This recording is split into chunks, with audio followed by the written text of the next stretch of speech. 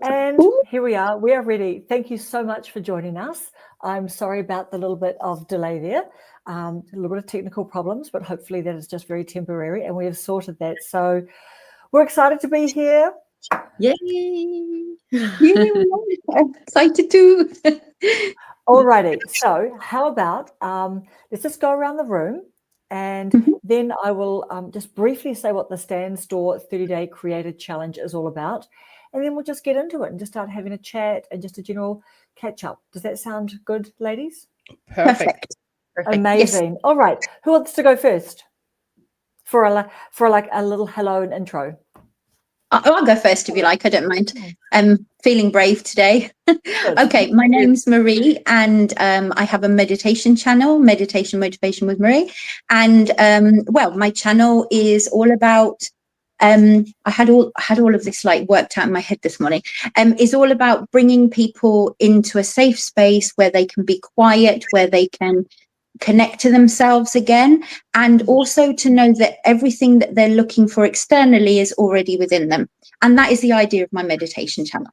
So that's me. And it's beautiful. This week and a great newly monetized as well, Marie.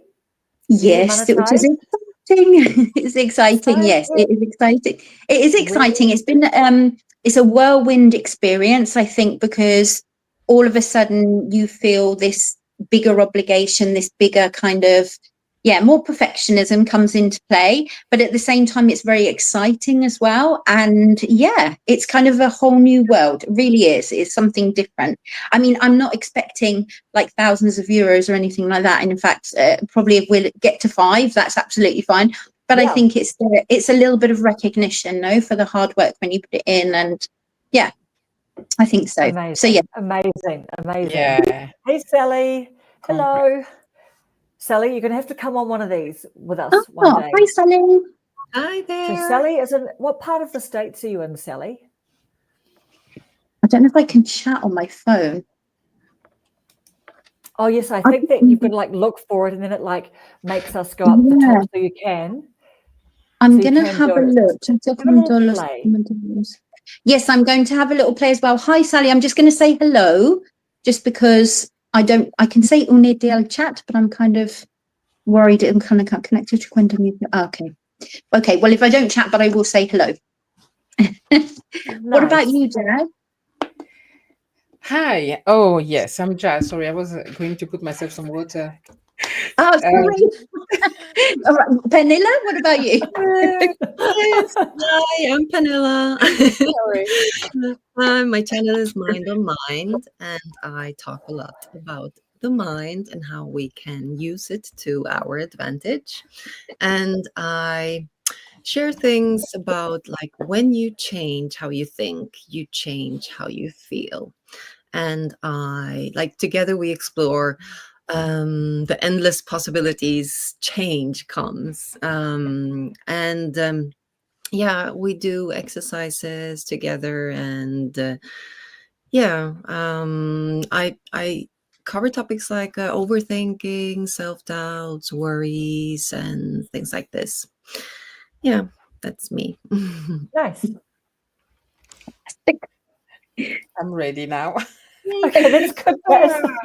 Hey guys, so I'm Jase. On my channel, I speak about traveling, which is my passion, but I talk about a lot more nowadays. My goal is to visit every single country in Africa, and so I've recently started a series where I want to interview one person from each different country of Africa. It will be my way to travel through these countries virtually, until I can actually do that, because it's a long term, a goal.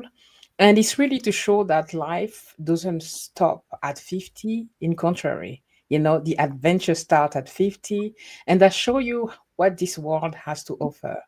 And that's essentially what I talk on the channel, and also about my origin, Africa. I want to showcase Africa to the world, and invite you to visit the continent.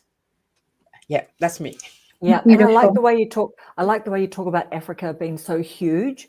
And when people say, "Oh, look, I'm going to Africa," and it's like, well, which part and everything. So I love that you just even, you educate people, Yeah. educate us on that. Yeah. What about you, Alrighty. Karen? Well, So, we're just about YouTube over 40, 50, 60, 70, 80, 90, 100. We're about everyone over 40. And let's just have a little talk about, first of all, the Stand Store, and then about we are all doing the a 30-day creator challenge. So super briefly, and look, just before we sort of get into it, the one thing that it would be good just to explain is that, like, obviously, like so many YouTubers, we want to start a small business, like for the future. And so we're just really building in public. We're being open and transparent. And we just thought it would be great, like once a week over the next 4 weeks, just to get together, all of us have a bit of a chin wag about it. So we're like developing digital products. And so we'll talk a little bit more about that.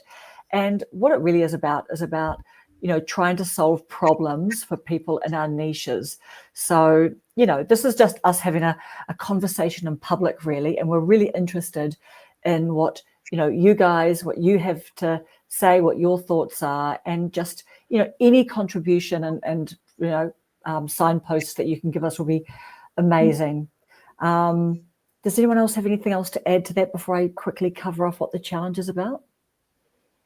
Yeah.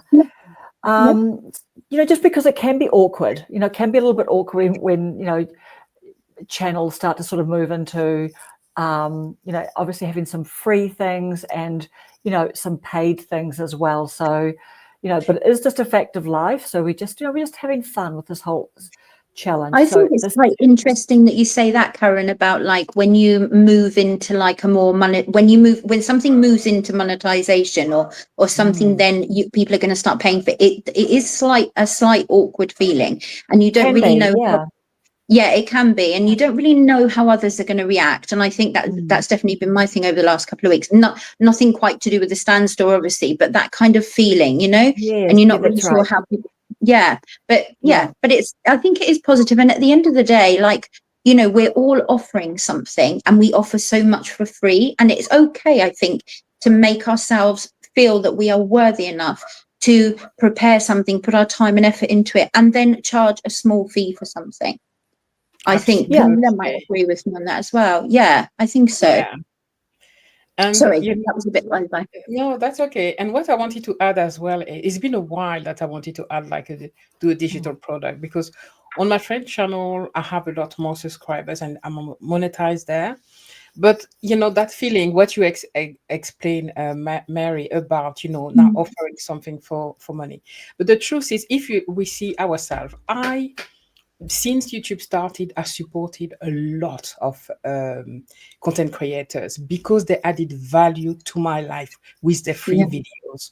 I've been on Patreon on so many creators.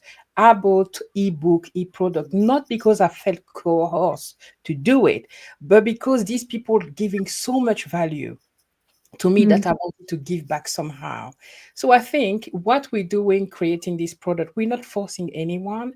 It's there available for whoever want to support or want, because the product that we're going to create will bring value. It's something that instead of doing the research, we may be putting it in an ebook for somebody to have it readily available. So we're adding value. And there's always that a little bit of like, when it comes to money, there's always like a feeling, but it's okay. As you said, Mary, we're putting a lot of effort. We're giving a lot for free. It's okay because YouTube is work. So it's okay to have something back, to be paid for a product that we're working on, honestly. So, yeah. Yeah. And the other thing too is, what? Men aren't apologetic about, starting a business. And you know what I mean? They're not. Like, I love men. I'm not like bashing men or anything like that, but I'm just saying that, with women, we can sort of take on that sort of dimension and all of that. But it's like, I think that this is hopefully, we will be role models for other, creators where they're saying, okay, here are some women like freely talking about making products that are going to hopefully solve problems for people, because that's what it's about. It's not about any kind of vanity, anything, because look, no one's going to buy anything. And we're always going to provide, hopefully we're going to be providing value and solving problems for people. But then there are lots of different levels and different amounts of work that go into different solutions. So yeah, great. We've got that out the way. Hey, Simone. Hello, Vince. Hi, Vince. Vince is this, I think he's this Italian guy who's got this amazing talent. Bless him. He is so supportive always of me. So amazing. And Sally, I just want to say thank you because she left a lovely comment. Oh, she really did. Yeah, Sally's beautiful. And we want Sally Jesse Raphael to come on. Have you guys seen Sally's impersonations? She's hilarious. Yes, she's funny. And the glasses and everything. Like, seriously, she changes over the glasses. Yeah. Laugh out loud. I don't easily laugh out loud at things I'll see, but that actually really had me chuckling and really enjoying it. And she is funny. Great sense of humor, self-deprecating, all of that. Yes, she is. She's very funny. We're into your stuff. Okay, I just found the channel. Okay. Yeah. Was it on the chat? oh, Sally. Yeah, D's I didn't know her yet. Reality. Sally D's reality. Yeah. She's just such a lovely person. Yeah. Okay. I love the way, Sally, you talk about the whole kind of smokers, you're not just allowed, you're not allowed anywhere near the building anymore. You can't just go downstairs. You've got to go across the road, down a few streets and down a bank, that is how unpopular, smokers can be. Sort of, very, very funny. I love it. She is funny. You're welcome. Oh, she's got a new one coming. Oh, that's good. What other impersonations do you do as well? So just while you're typing that, Stan Store, a platform for entrepreneurs. They've launched a 30-day Stan Store challenge as part of a promotion celebrating its growth and also pairing with Stephen Bartlett from Diary of a CEO. So that is why it is big news. Diary of a CEO. Anyone watching, do you watch Stephen Bartlett on, yes, what do they call him? DOAC. Every time they say DOAC, I'm like, who's DOAC? I'm just CEO, not getting used to it. I don't watch him all the time, but I think there are specific interviews that he has done which have been absolutely incredible. But as I said, there are I think it's just because I'm watching him ongoing, but it's just specific people that I'm like, wow, that person really blew my mind. Yeah. He's putting out so much content, so it gets like overwhelming almost. It's like, wow. It's a lot. It's a lot. Yeah. And it's long too. They're long videos, aren't they? Sometimes over 2 hours. As he had Simon Sinek on recently. So I've put that for watch later, because you're going to have to really focus in and watch it over 4 sessions or something. And listen, Simon Sinek. Start with why. He's the cute sort of, I don't know, Harvard University professor guy. Yeah. Okay. He's not an older guy who is like I think he's a psychologist, but very, very wise man. He's about 70 or 80. No, I'm thinking of a different person. It was a different. I think Mel Robbins interviewed him actually. Sorry, I think I've got the wrong person. Yeah, no, he's the cool Harvard University professor guy. Okay. Yes, he's quite kind of, I don't know, he's probably quite cute, is he? Do you guys think he's a bit cute? I don't know. Is he cute? Yes, cute. I think he is cute. Yeah, he's cute. He's cute. Yeah. He looks like James Bond's little brother or something. Oh, really? Okay. He looked. Okay, he's got interested. That cute James Bond look. If you put the whole thing on and shaken not stirred, you wouldn't blink an eye. Yeah. Nicola, hey Nicola. Oh, yay. Amazing. Perfect timing. Right. So the challenge is free to join. It's all of the month of June, and it offers daily business mentoring. It's a community of participants, and there's prizes, like there's a big $100,000 grand prize. But the challenge aims to help entrepreneurs start or scale their businesses. And the key aspects are it's free to join, daily mentoring, and it's really what it is. It's a one-stop shop. So instead of having an app to start your newsletter, an app for DMs and Instagram, an app for this and an app for that, it's like an all-in-one platform, and all of that kind of stuff. So we're doing that. It's 4 weeks, and we're at the end of week 1. So we're just going to have a bit of a chat about it. So who wants to kind of like just fill us in on what the experience has been like this week? Have you done anything, or have you been researching? What's been going on? Yeah, I've been I'm drinking a lot of coffee because I didn't get any sleep almost, so I'm a little bit okay. Tired, bless you. So no, but I started to create this ebook that I'm loving it, actually, because it's an idea that I had for a very long time, and I told you about it in the WhatsApp group, and it's about like how to start something when fear holds you back, right? So I'm making this ebook because we all have fears when we want to start something new, whether that be like start a new business, or you want to start a class or a new job, whatever it is. I was so inspired by Stephen when he, the post that he made on the Stan Store page. He said that most people don't start because most people get like because they want to get it perfect, right? So which leads to they don't start. So I was like, yes, that's my idea for a very long time. Like, I want to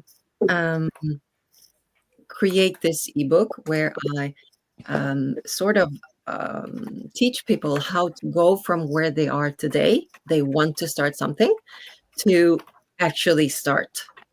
So I'll be covering, the typical fears, fear of failure, fear of judgment, and fear of imperfection. So I've been very busy like writing this ebook, and super excited because it's something that's like very dear to me, to my heart, and I'm very passionate about this. So and also I've been building GPT, so I'm also in that process, and connected to this, this ebook that I'm creating. So I've been busy. What about you guys? What is that? What is building a GPT? I've heard you talk about that before, and I don't know what that is. Well, it's like I'm building. It's sort of it's an like AI assistant, you could say, and I'm putting all my content, all my exercises in this GPT.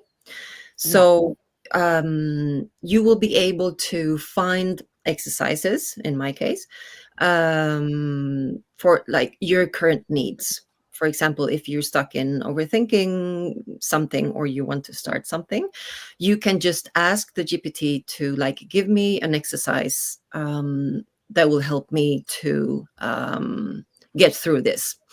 So it will offer an exercise like based on my content, like what I'm offering. It's very it's quite interesting to be able to like offer this as well. It's like I see it like it's sort of an app. It's like an app.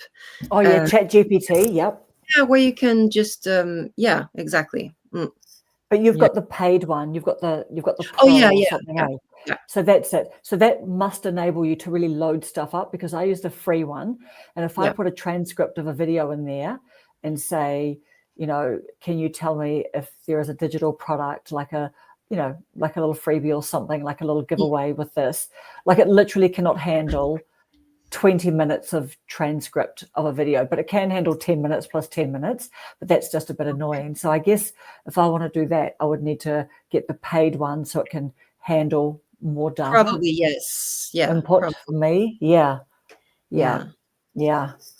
Interesting. So have you finished that, Pernilla? Your ebook? No. I'm still like uploading everything and getting it like, getting Is it quite a long process going through? Is it quite a long process, like doing it all? No, actually, it's not. I mean, because if you have everything already like written, and you can just upload. Okay. I think I've uploaded like 10 videos or something, Okay. because I used this website where I put the URL from my YouTube video, and then it just give me all the text. Okay. Then I upload it in ChatGPT. Okay, that seems quite easy. Yeah, well, it seems quite easy. I'm not a tech, not tech savvy, but yes, it's not complicated at all. Is that the same as getting the transcript? Because you can go click get transcript and then copy, but then that does have the timestamps on it, so that's a bit annoying. Exactly. But your one removes it. Yeah, exactly. And it's free. Yeah. Amazing. How many pages do you think it's going to be? Like your ebook, do you know? My ebook? Now it has like 13 pages, but I mean, it's very like the text is very easy to read, and it's not very long, Excuse me. with the spaces and everything.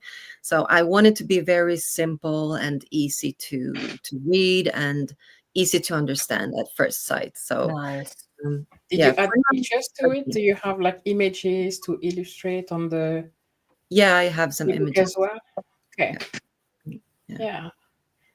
So I'm thinking maybe like when I'm offering this ebook, also because the cool thing about the GPT that I'm building is that later I can give the link to this GPT to the customer.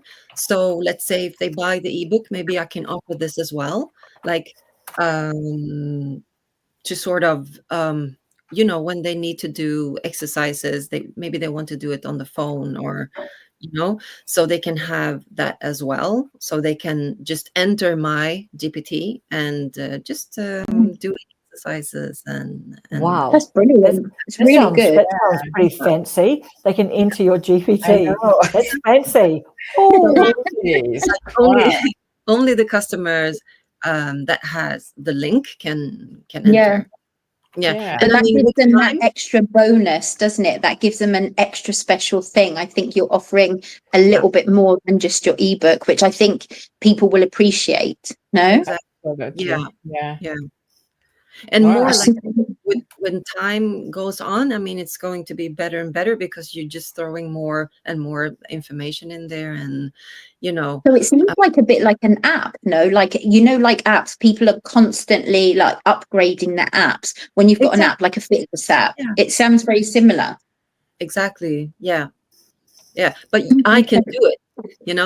It's not very. I mean, there are you can build apps, with no coding programs, but they are still like they're not very reliable. Or maybe now I haven't done it for 1 year or something, because I started with an app, an overthinking app. Wow.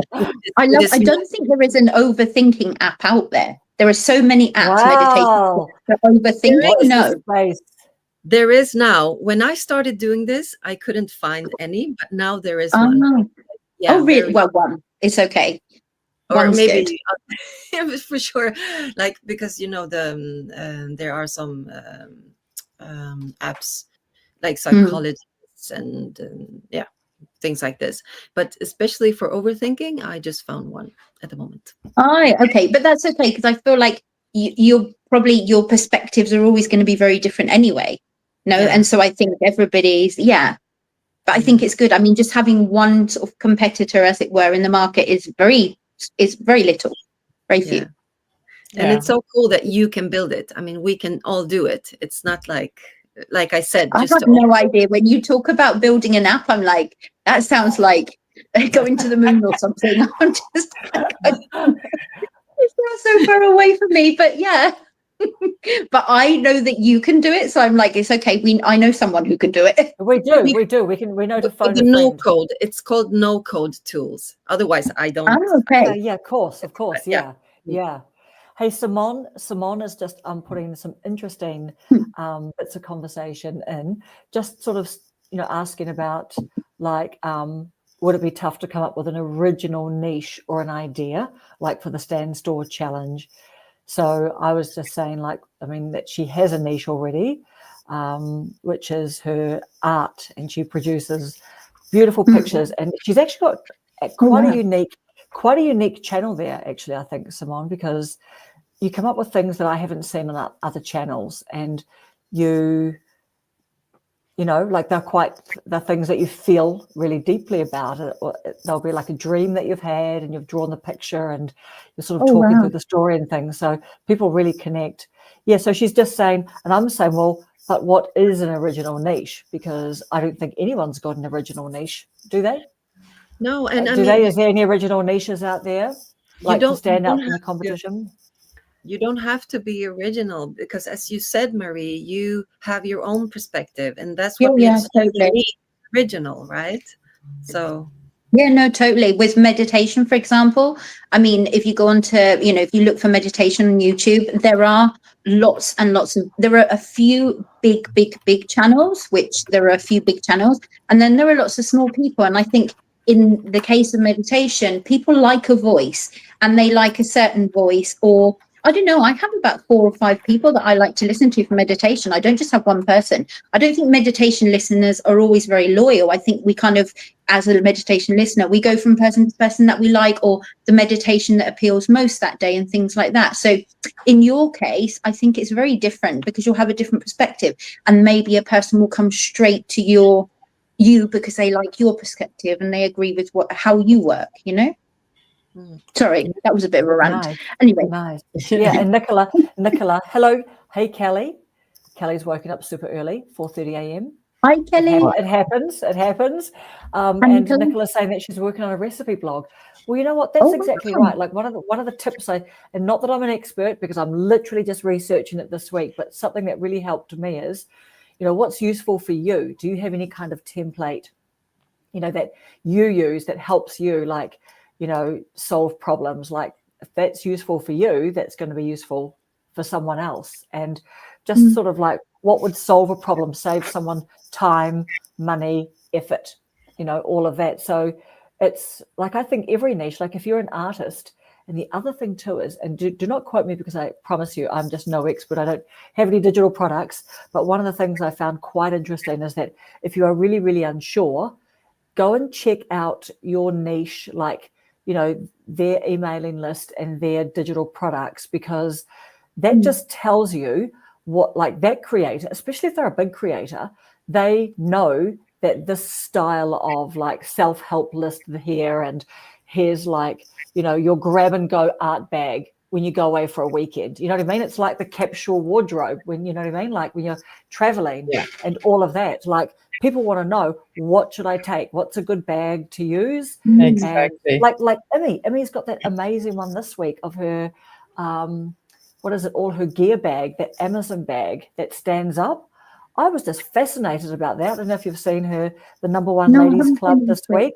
So she's literally said, like, instead of putting your stuff somewhere safe and you forget where you put your headphones and blah, blah, blah, she's got this Amazon bag, and it stands up, and it's got all these little pockets, and you can just see right down into it. And, but that kind of thing, like, yeah, go and see what other big creators, what sort of digital products they're making.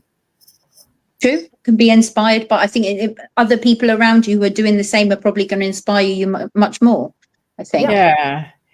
If I may, the way I've done mine is, Karen, when you offered, you spoke about the challenge, I was like, okay, how to jump on, because I wanted for so long to do like a digital product, right? Yeah. And the other thing also I shared just before we came live is like, YouTube, I know it's a big thing is here, but YouTube, a lot of things can happen. Some people get the channel deleted. And I think it's important to have like a database of your audience, of the people. With maybe I wanted to create for a long time a lead magnet, offering like a free product, something. I created a poem for my friend channel talking about Africa. And I've did that on Canva, but I haven't yet, finalize it as a way to, have a connection with my audience outside of YouTube. If anything happened, I want to make sure that I still have that connection with my audience. And Yeah. so I'm working on that lead magnet. I think it's gonna be the poem for my friend channel and a mini ebook, certainly for this one. I thought about something about 7 signs it's not too late to start over.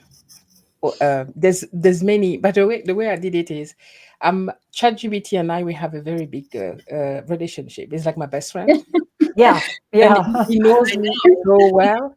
So I went on and I say, I don't know how I prompted it, but like with everything we've been talking about and looking at my channel, I want to do a lead magnet. I want to do a digital product. What can I do? What product can I create? It came with an amazing list that I Oh, just have. Honestly, there's so many lead magnet I can create, and the Yeah. ideas are so great, and e-product as well. So I'm still in the research phase, but after having that conversation with ChatGPT, I'm now clear on what I want to do. And I'm happy for the challenge because it gives me like accountability, just also to come and talk with you guys, see where we're at. And I think all of us on YouTube should have a way to connect with our audience outside of YouTube. Mainly if we want to sell a product, which is nothing wrong with that. It's nice to have that mailing list when there's something new, or to keep in touch with our audience. And yeah, but yes, it's still new because I'm still really researching exactly how I want to do them. But I'm happy that I'm on the trois. I'm on that challenge. Yes. Yes. But you are Yeah. I so think right. the Because we talked about this, Karen, last time. You don't own anything. Like your mailing list, you own it, right? So Yes. whatever I think happens, you still have it, yeah. right? Yeah. Yeah. Yeah, But we saw whatever, with TikTok, didn't we? I Like know. just like that. Exactly. You can Yep. just lose it like that. Lights out in 48 hours, people. Yeah, yeah. and it happens a lot on YouTube now, where a lot of channels get deleted. Because if you don't oh, read the updates on the guidelines, and you may be talking about something that's, I mean, I don't think for our channels, but you never know. And then your Yeah. channel get deleted, it's your whole work that's lost. Yeah. yeah, And yeah. but if you have like people that have a blog, I see a lot of people with a blog with their videos, and it's another way that you own that blog, where you can always keep in touch and continue your work there, Yeah, even yeah. if something happened on YouTube. Finger crossed nothing happened, but we have to plan. True. The emailing list is a fantastic idea. In fact, the only that I have to say, like with this whole challenge, I've been so involved in everything this week that I'm doing. But the one thing that I think I'd love to do is have an emailing list, and to perhaps send out a newsletter, because I Yeah. feel like Yes. somehow or another I could connect, because a lot of the people who watch my videos are public people. So I don't always have, apart from the people that comment who are lovely, but a lot of people don't comment, and I think it's just because they'll kind of put the meditation on TV. So I thought, if I have a newsletter, like it just gives a way to connect with everybody as well on a little bit more of a personal level too. To say Definitely. I'm a person behind the screen. I promise. Yeah. Yeah. I'm not a bot. I'm not a bot. No. And What about Nicola, you, can Karen? I'm you see? excited to hear about yours. Yeah, I just was thinking about, look, Nicola has put a nice comment about what you've just mentioned, Jase. Yeah. Thank you, Nicola. Exactly. That's it. I am careful too. And so, I'm sorry, Karen. I've seen people doing something like they create a second channel where they upload all their videos but keep it private. The channel is not live. Just in case something happened, they can restart that channel and all the videos are there.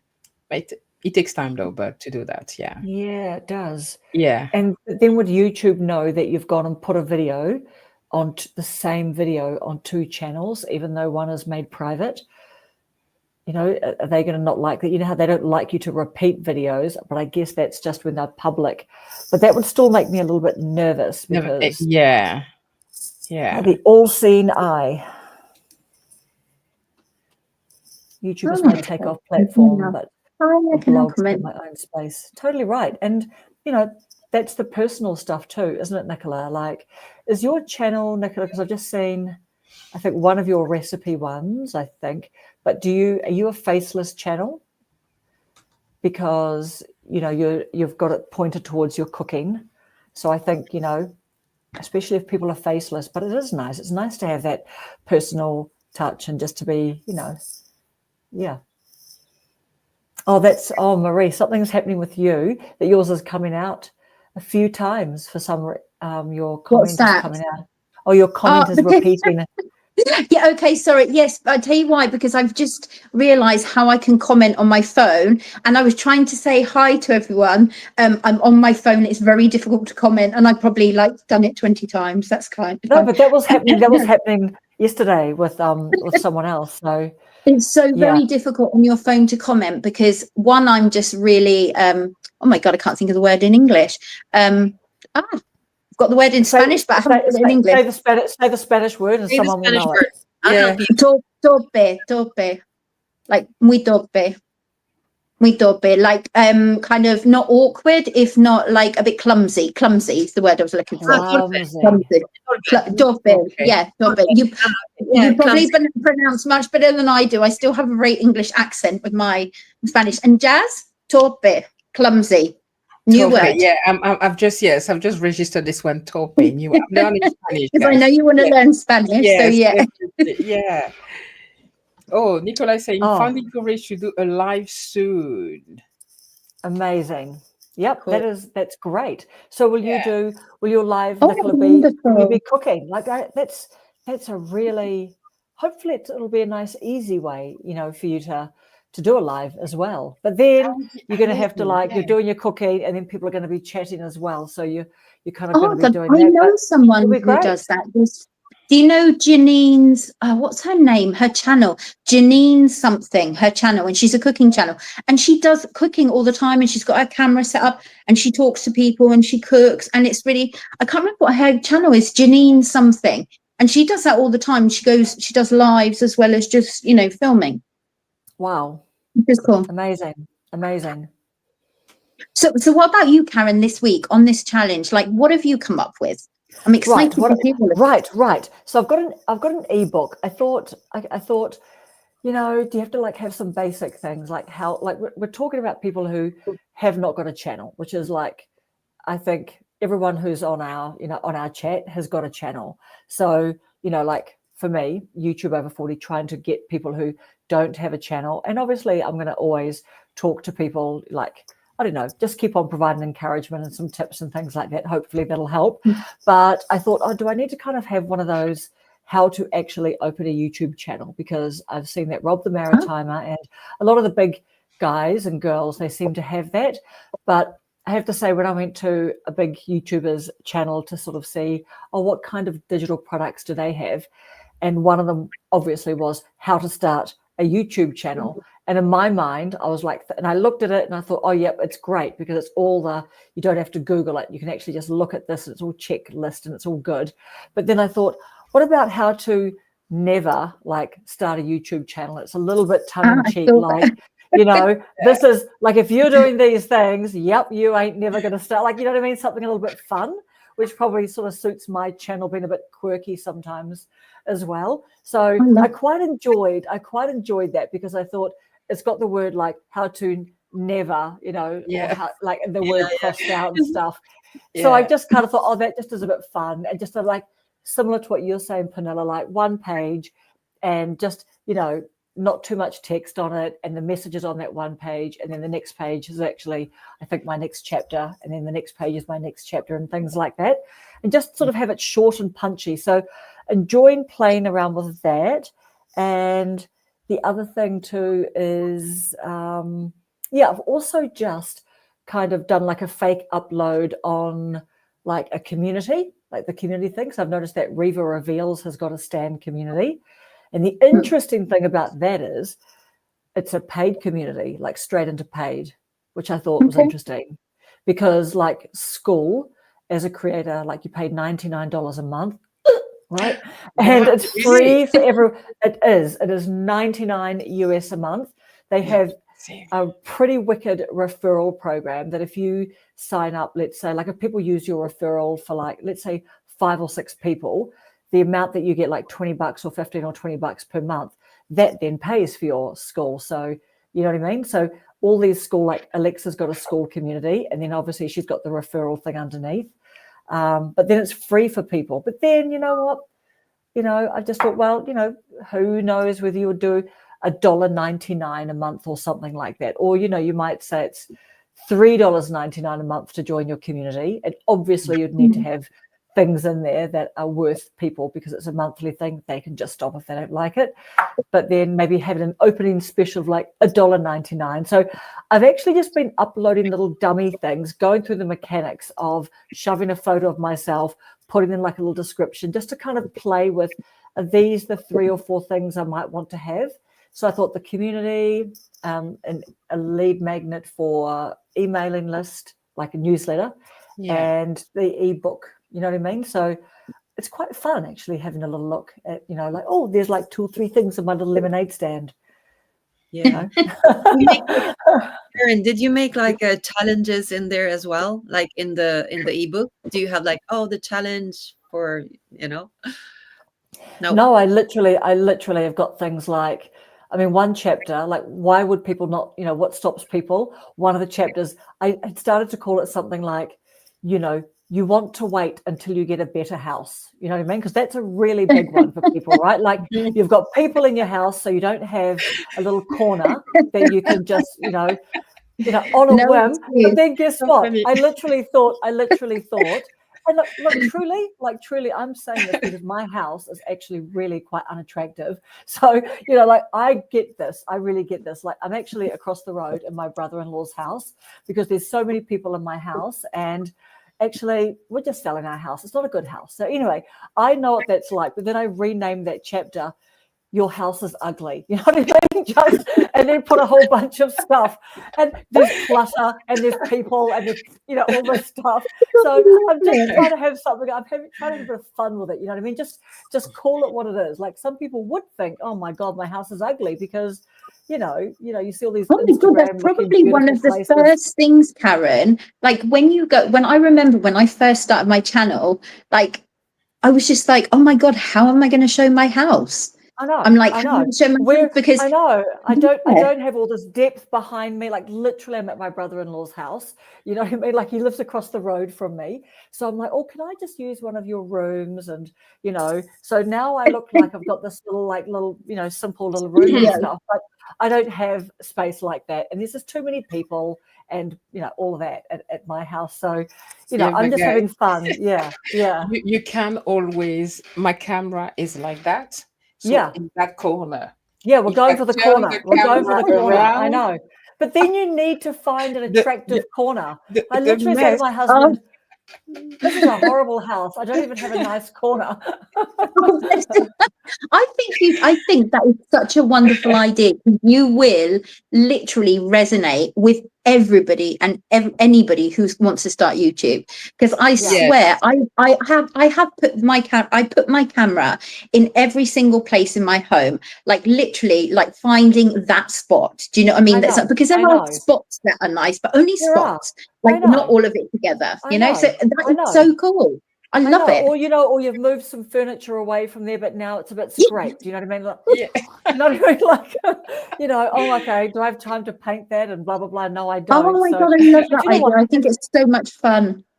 Yeah, and do you know what else too? That could actually be a good idea. Like, and this would be actually you've got to do some work for it. So I would have to do some work for it, but doing a little before and after, like actual real, not just kind of all these like what Peter was saying the other night on the live with the American girls, where he said, oh my God, people are going, how to do your thing on $1,000 budget. It's like, that's not realistic, you know.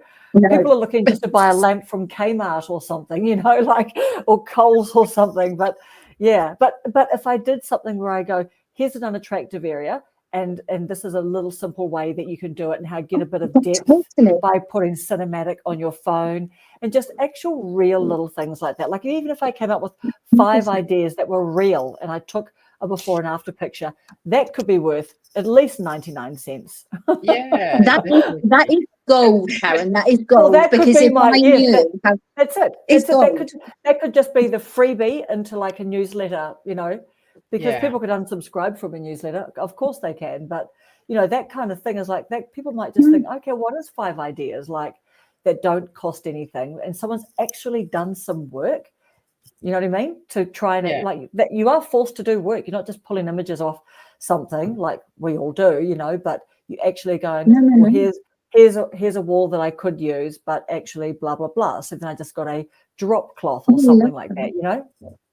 Those are great ideas. And I think it's brilliant. It's literally gold, because like that you were saying about the cinematic thing, I've got no idea like on my phone like how to start using a cinematic thing, and I'm honestly like quite scared of the whole camera setup thing. I have no idea. So like if I'd have found yours before on like what to use to make like an area with a green plant look better, I would have jumped on it, you know? Totally. Yeah.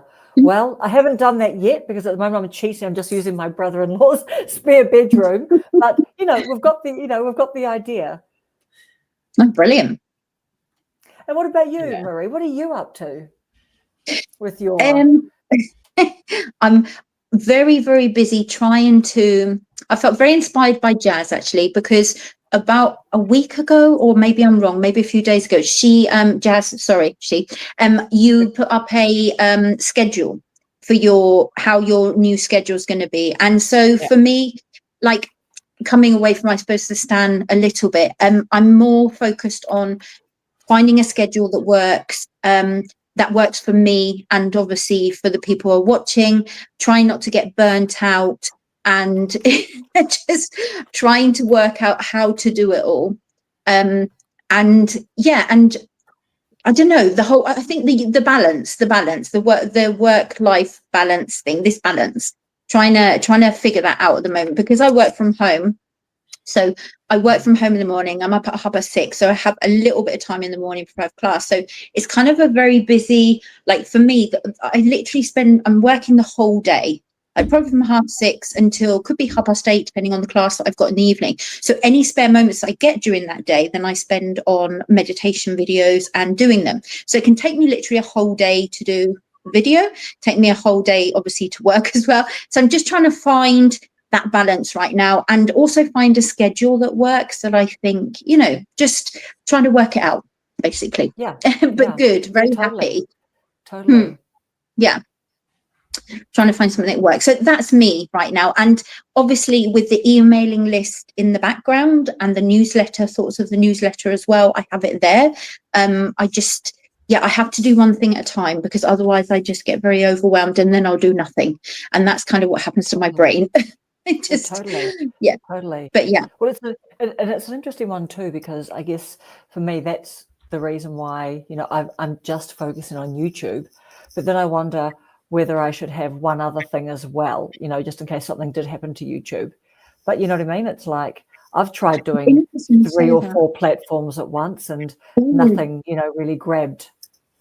It's interesting you say that. I was talking, sorry, Pernilla, I was thinking this morning about Instagram, and I was thinking about this morning because I have 3 accounts on Instagram. No, I have 4. I have a 4th one.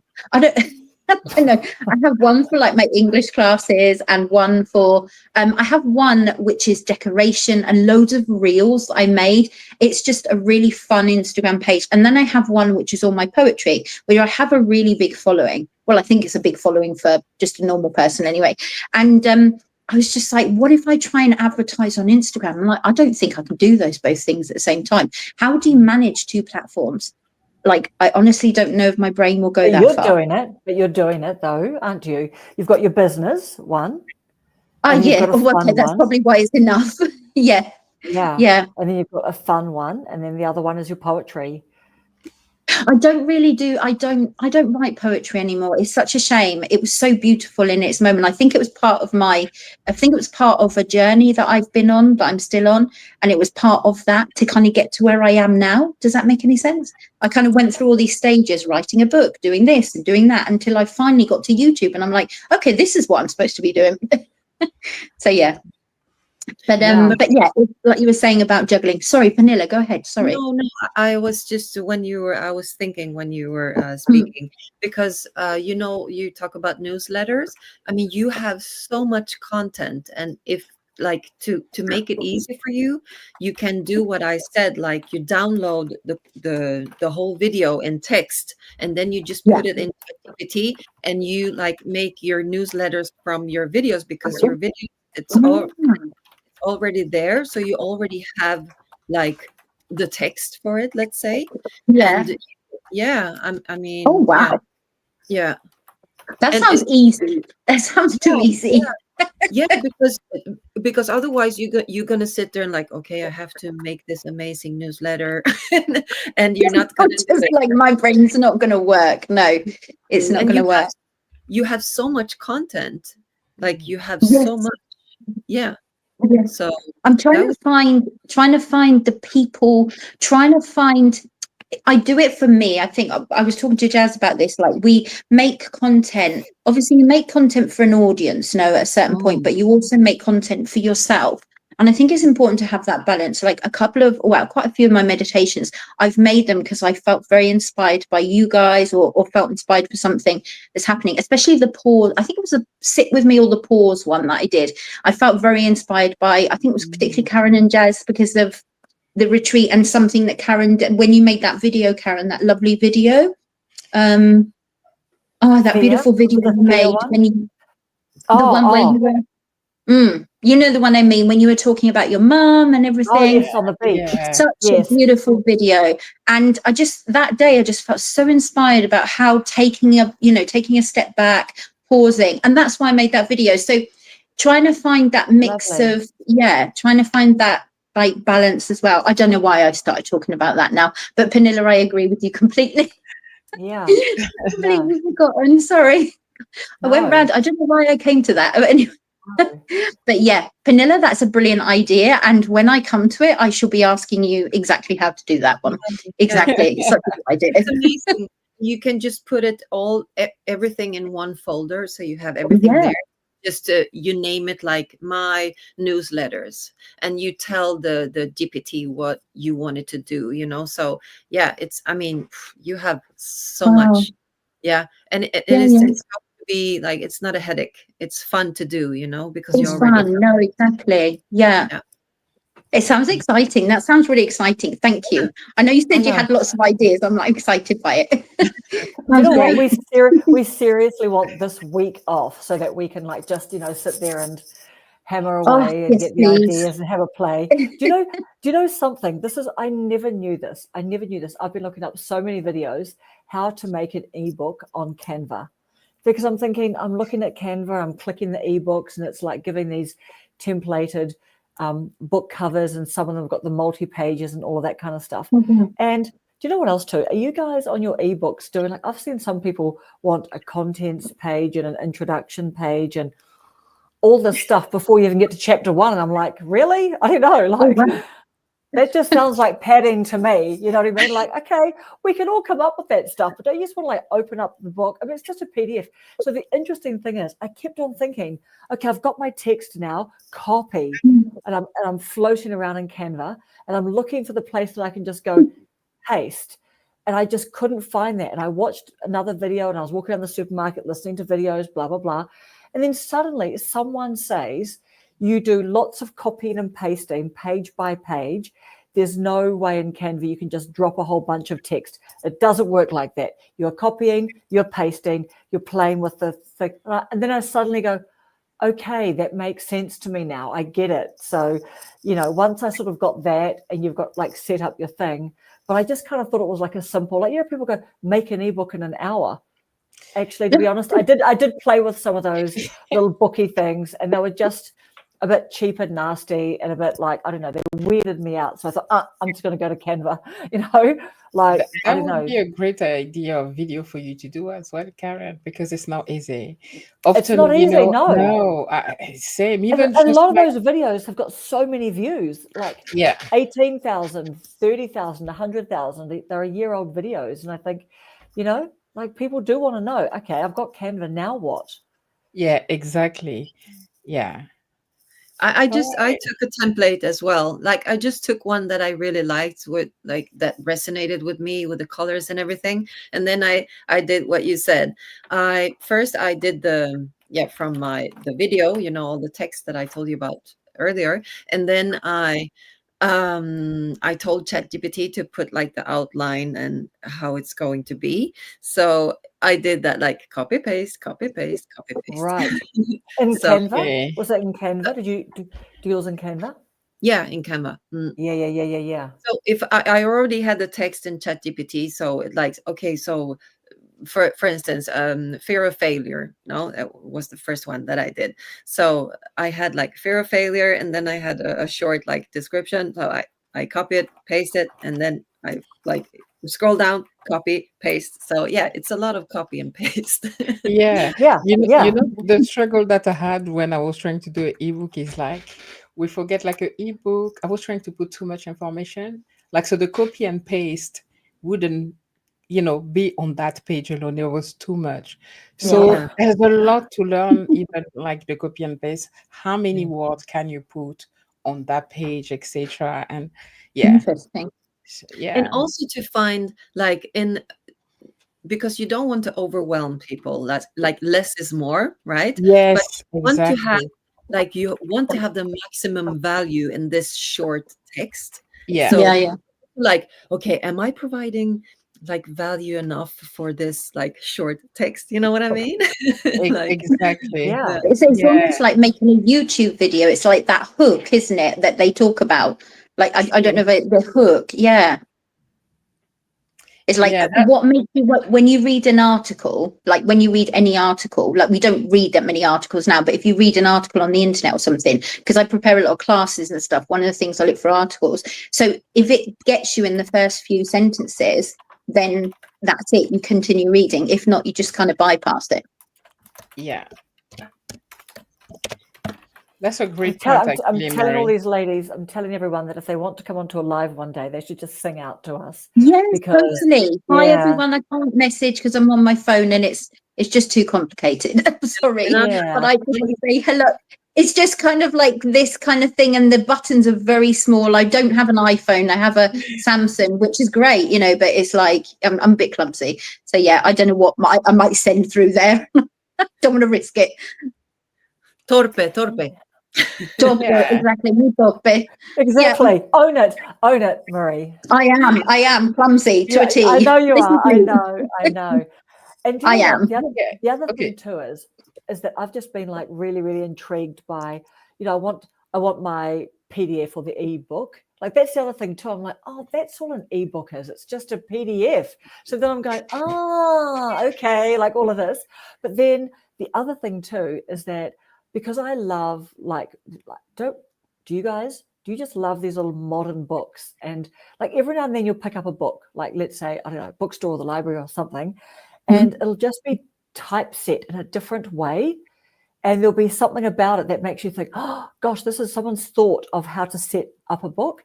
And I guess one of the common ways I've seen is the small little books, like what we're talking about, like, you just put the whole kind of chapter, if you like, or whatever, on one page or something. And you just keep it nice and simple, like I don't know. But that's been fascinating me too, trying to like look up and try and get sort of some idea of what are the modern ways of setting out little pages so that it doesn't look like a Mary Kay Cosmetics newsletter, And I think of that example because I've been watching Melissa McCarthy in that spy movie last night. And have you guys seen that movie that she's in, that spy movie, Melissa McCarthy? Yes, I love it. Yeah. Yeah. And she wanted to be this like sexy kind of, James Bond, like it girl, but she gets called like Carol Jenkins or something. And who is it? someone, Janie, who's that? I forget, the West Wing lady, but she just goes, "No, you're Carol Jenkins," and she Yes. goes, you know, you're the number one seller for Mary Kay Cosmetics and everything, and yeah. So I'm trying not to have a Mary Kay Cosmetics style of newsletter. You know what I mean, or ebook or something. Yeah. It's certainly more food for thought. I must say, like, having this conversation has definitely given me a lot of food for thought and ideas. Thank you. It's interesting. It's like you're saying, and I don't know if I should admit this, but like you were saying, like an ebook. I know what an ebook is, but basically an ebook is a PDF. Like if you told me, that sounds interesting to me because I know what a PDF is. And like an ebook, yes, I know what it is, but I haven't had that much experience with ebooks. Neither have but I. PDF Neither have I. every day. Definitely. Well, I can tell you right now that Alexa Saranoia, like her ebook about how to start a YouTube channel, like that's probably one of the ones I looked at. So it's like, let's say 10 pages, and it's literally just opening up a Word document with 10 pages, or you've saved it as a PDF or something, and she's put graphics on the thing. And I'm like, okay, I kind of get it. But then I can do that. We can do that. Yep. And Canva, you just go download as a, I don't know, JPEG or a PNG or whatever they say. But the other thing too is I went to some of these like make a free ebook, and I, you know, it would come up with something, and they had kind of like a page turning. Like I'm just thinking, oh, that's just annoying. And it was all just annoying, you know, but I thought no one needs that. You just want to like scroll. That's what we used to, scrolling up, you know. But that's as simple as that, an ebook. Yeah.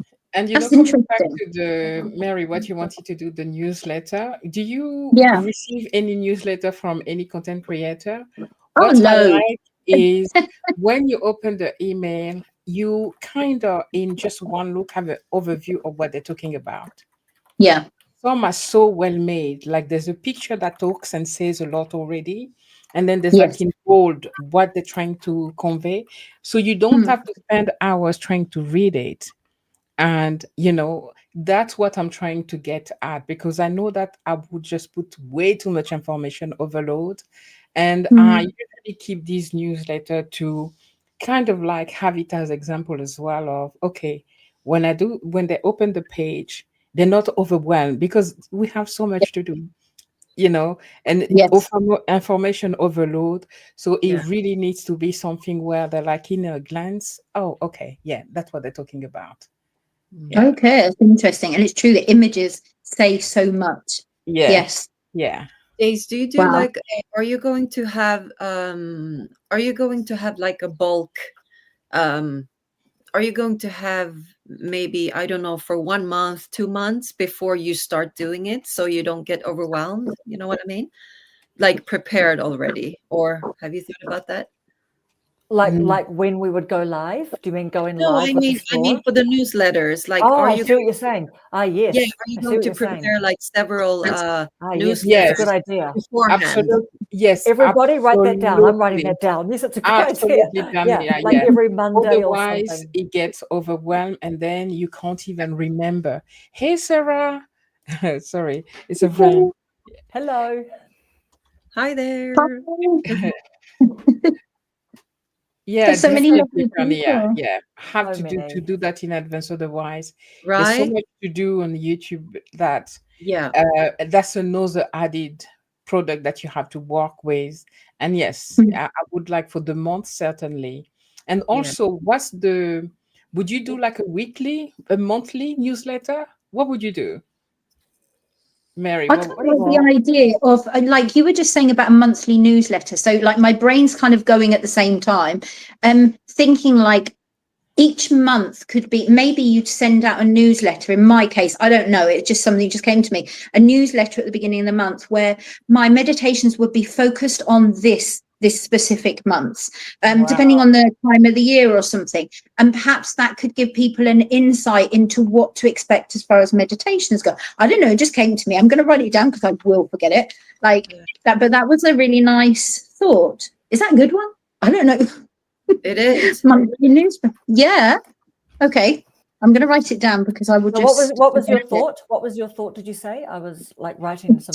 Like Jeff was saying, like monthly or weekly newsletters, and I was just thinking, like, if it's monthly, then to, like in my case, meditation, perhaps have a focus for that month, and inform all the people who are on my channel, like, this is what we're going to be focusing on this month because it's April. Let's focus on spring. Let's focus on renewal. And, you know, we're going to, you know, we're the change from winter and things, because it's, you know, I really suffer from like the change from, you know, winter to spring. So that seems like a really good idea for me. Anyway, I'm just writing it down because it's a fantastic idea, Mary. You know, have like a monthly theme focus on exactly. Would make it a bit more fun.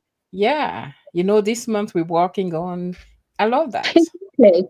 Yeah. No, because I you know, I do look a lot on YouTube at other creators, and I have a look to see what they're doing, and I don't see anything very specific on there to like other meditation channels. I don't see a meditation channel that is very, very personal. I see a lot of impersonal meditation channels, but I don't know. I'm not in their meditation channels, but do you know what I mean? I see a lot of more impersonal ones. So maybe a more personal one people would appreciate.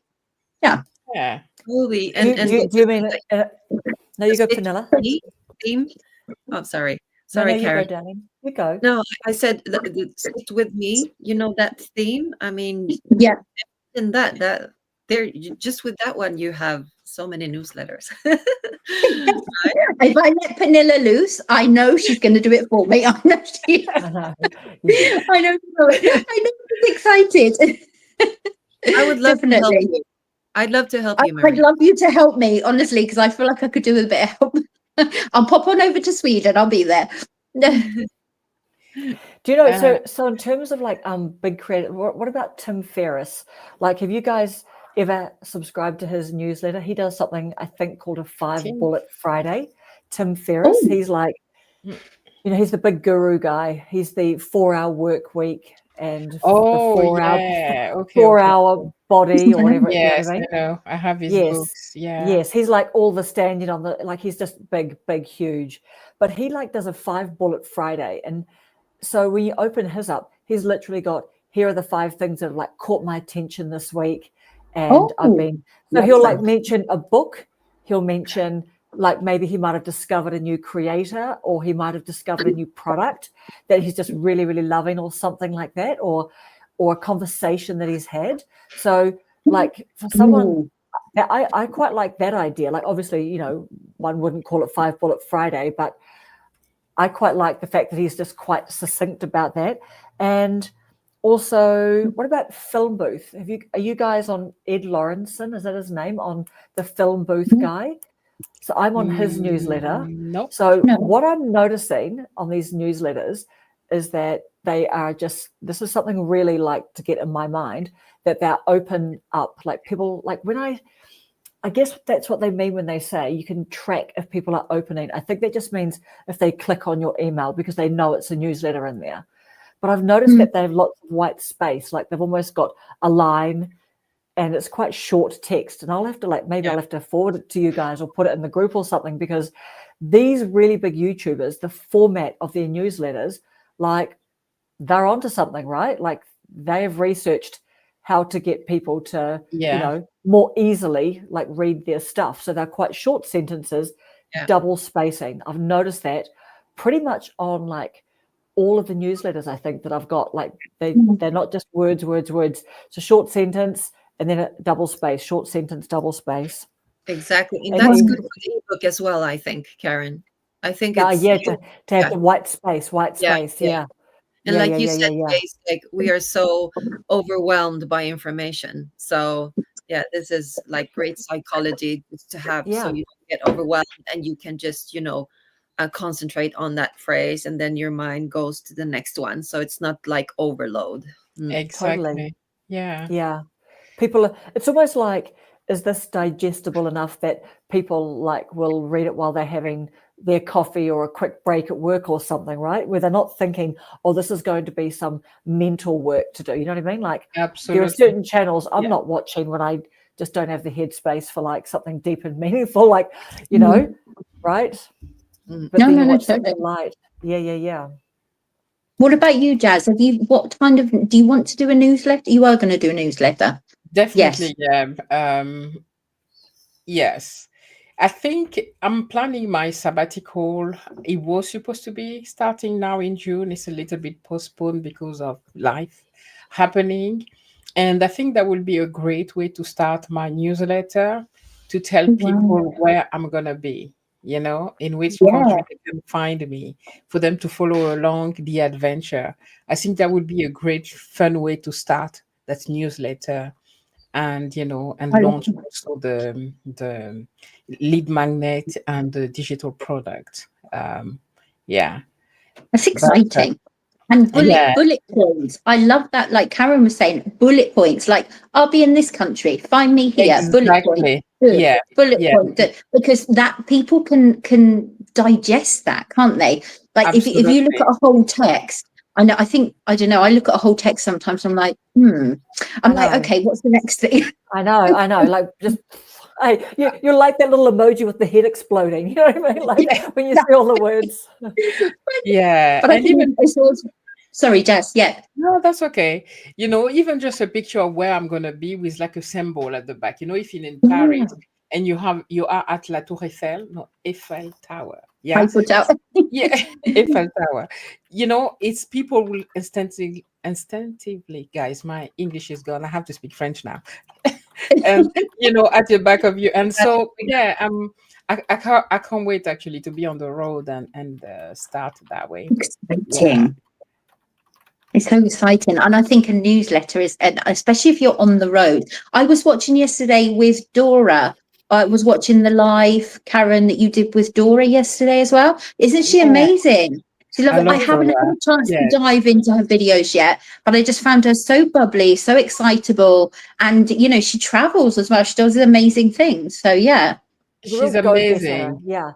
Yeah. Yes, she's always on the road. She has a bubbly, amazing personality. She's always Yeah. dancing, by the way. She has those dance, and yeah, she's fun, fun, fun to watch. And actually, she's Yeah, popped in here before. yeah, she was here Explore a Dora. second ago. Yes, Yeah, yes. I So was yeah, nice. here. So nice. yeah. I have And to you know say what? hi. And the other sort of digital product that I thought I would do is because I did a little post that I just said, what stops you? Like, obviously, speaking to people who don't have a channel, I said, what stops you from starting a YouTube channel? And I wouldn't know where to begin. Like, the tech and the editing is just a bit beyond me, not quite sure what niche to do, or something like that. I had like 3 or 4. And, some people had put, I would have no idea where to start. And other people had said about the tech and the editing.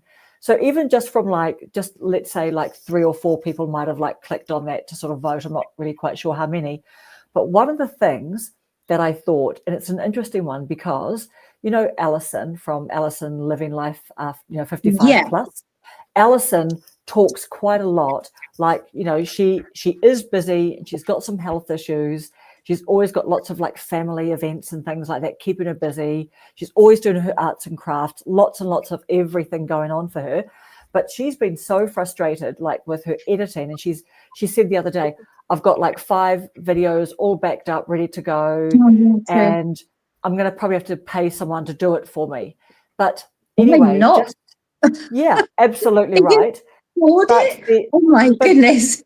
well, I think she was just a bit of a throwaway comment, but I just did think to myself, like a potential, like an offering could be like, doing a video with someone, but actually like sharing the screen, and we're working on CapCut or iMovie or something. Yeah. And I'm literally helping and showing that person. So that is a bit of an offering that I don't think, you know what I mean? Like, so let's get your channel opened. Let's have a talk about what you'd like to make videos about. I love You're that going to go, idea. you're That'd going to be go and do some amazing. footage, and I'm going to help you, and we're going to like edit it together. And like, I'll see your footage, like we'll find a way, Dropbox or something that, you can just drop the footage to me so I can have a bit of a look at it. And then I will literally help you. Like, you can watch me do some, you can take over. You'd be like a all that kind of mentor, stuff. basically, Yeah, but literally kind of, mentor. yeah. And it's kind of like, you don't have to go on, like, it's a bit overwhelming. Go onto YouTube and find out how to do iMovie. Like, yep, some people are going to do that, and some people just don't do it because it's like, well, there's so many of them, and then they, all that kind of stuff. So It's I've been thinking overwhelming. about that too. Mind blowing. Yes, no, the little emoji, like, what? There's so much. Yeah, because I don't think there is and then I heard another creator, a guy, just say that his agency, they've got a done for you and a done with you type of product. And I thought, I actually like those words. I actually like those words, Love right? them. Because I don't know what is done with you is, but I just thought, I imagine it's like a co. Yeah, they do it a collab. They do it together. Yeah. Maybe the editing is done together. Do you agree? Do you like this? And maybe done for you is like, I'll completely edit it how I think or not. Yeah. I don't know. Yeah. I think so. But I just think, it's kind of like not everyone's got like a kid, you know what I mean? Or a young person around or someone or a super tech savvy person or something around to sit there and have the patience and show them through beginning to end. These are the considerations and, all that kind of stuff. So that could be fun. I'm really thinking about that. Right? We're just getting into so many amazing ideas. Amazing, Karen. For your channel too. I told you I had like a little interview with Karen. I'm hoping to have it. Jase interviewed me. And I was trying to go, an amazing let's just interview each other and stuff. She said, no, let's just focus on your channel. I'm like, okay. I wanted to put the focus on you because you're such a big heart. You give you, and I wanted to talk about you. I thought you are amazing, so nice. And I only can't wait for you to blow up because you will. You have that generosity in your heart.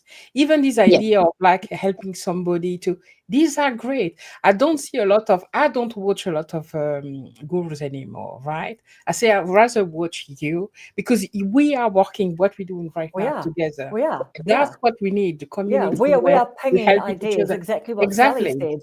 Like this is a genuine coffee meetup, right? Like, exactly. We don't. There are no secrets or anything like that. We're literally just throwing out just ideas off our head out there.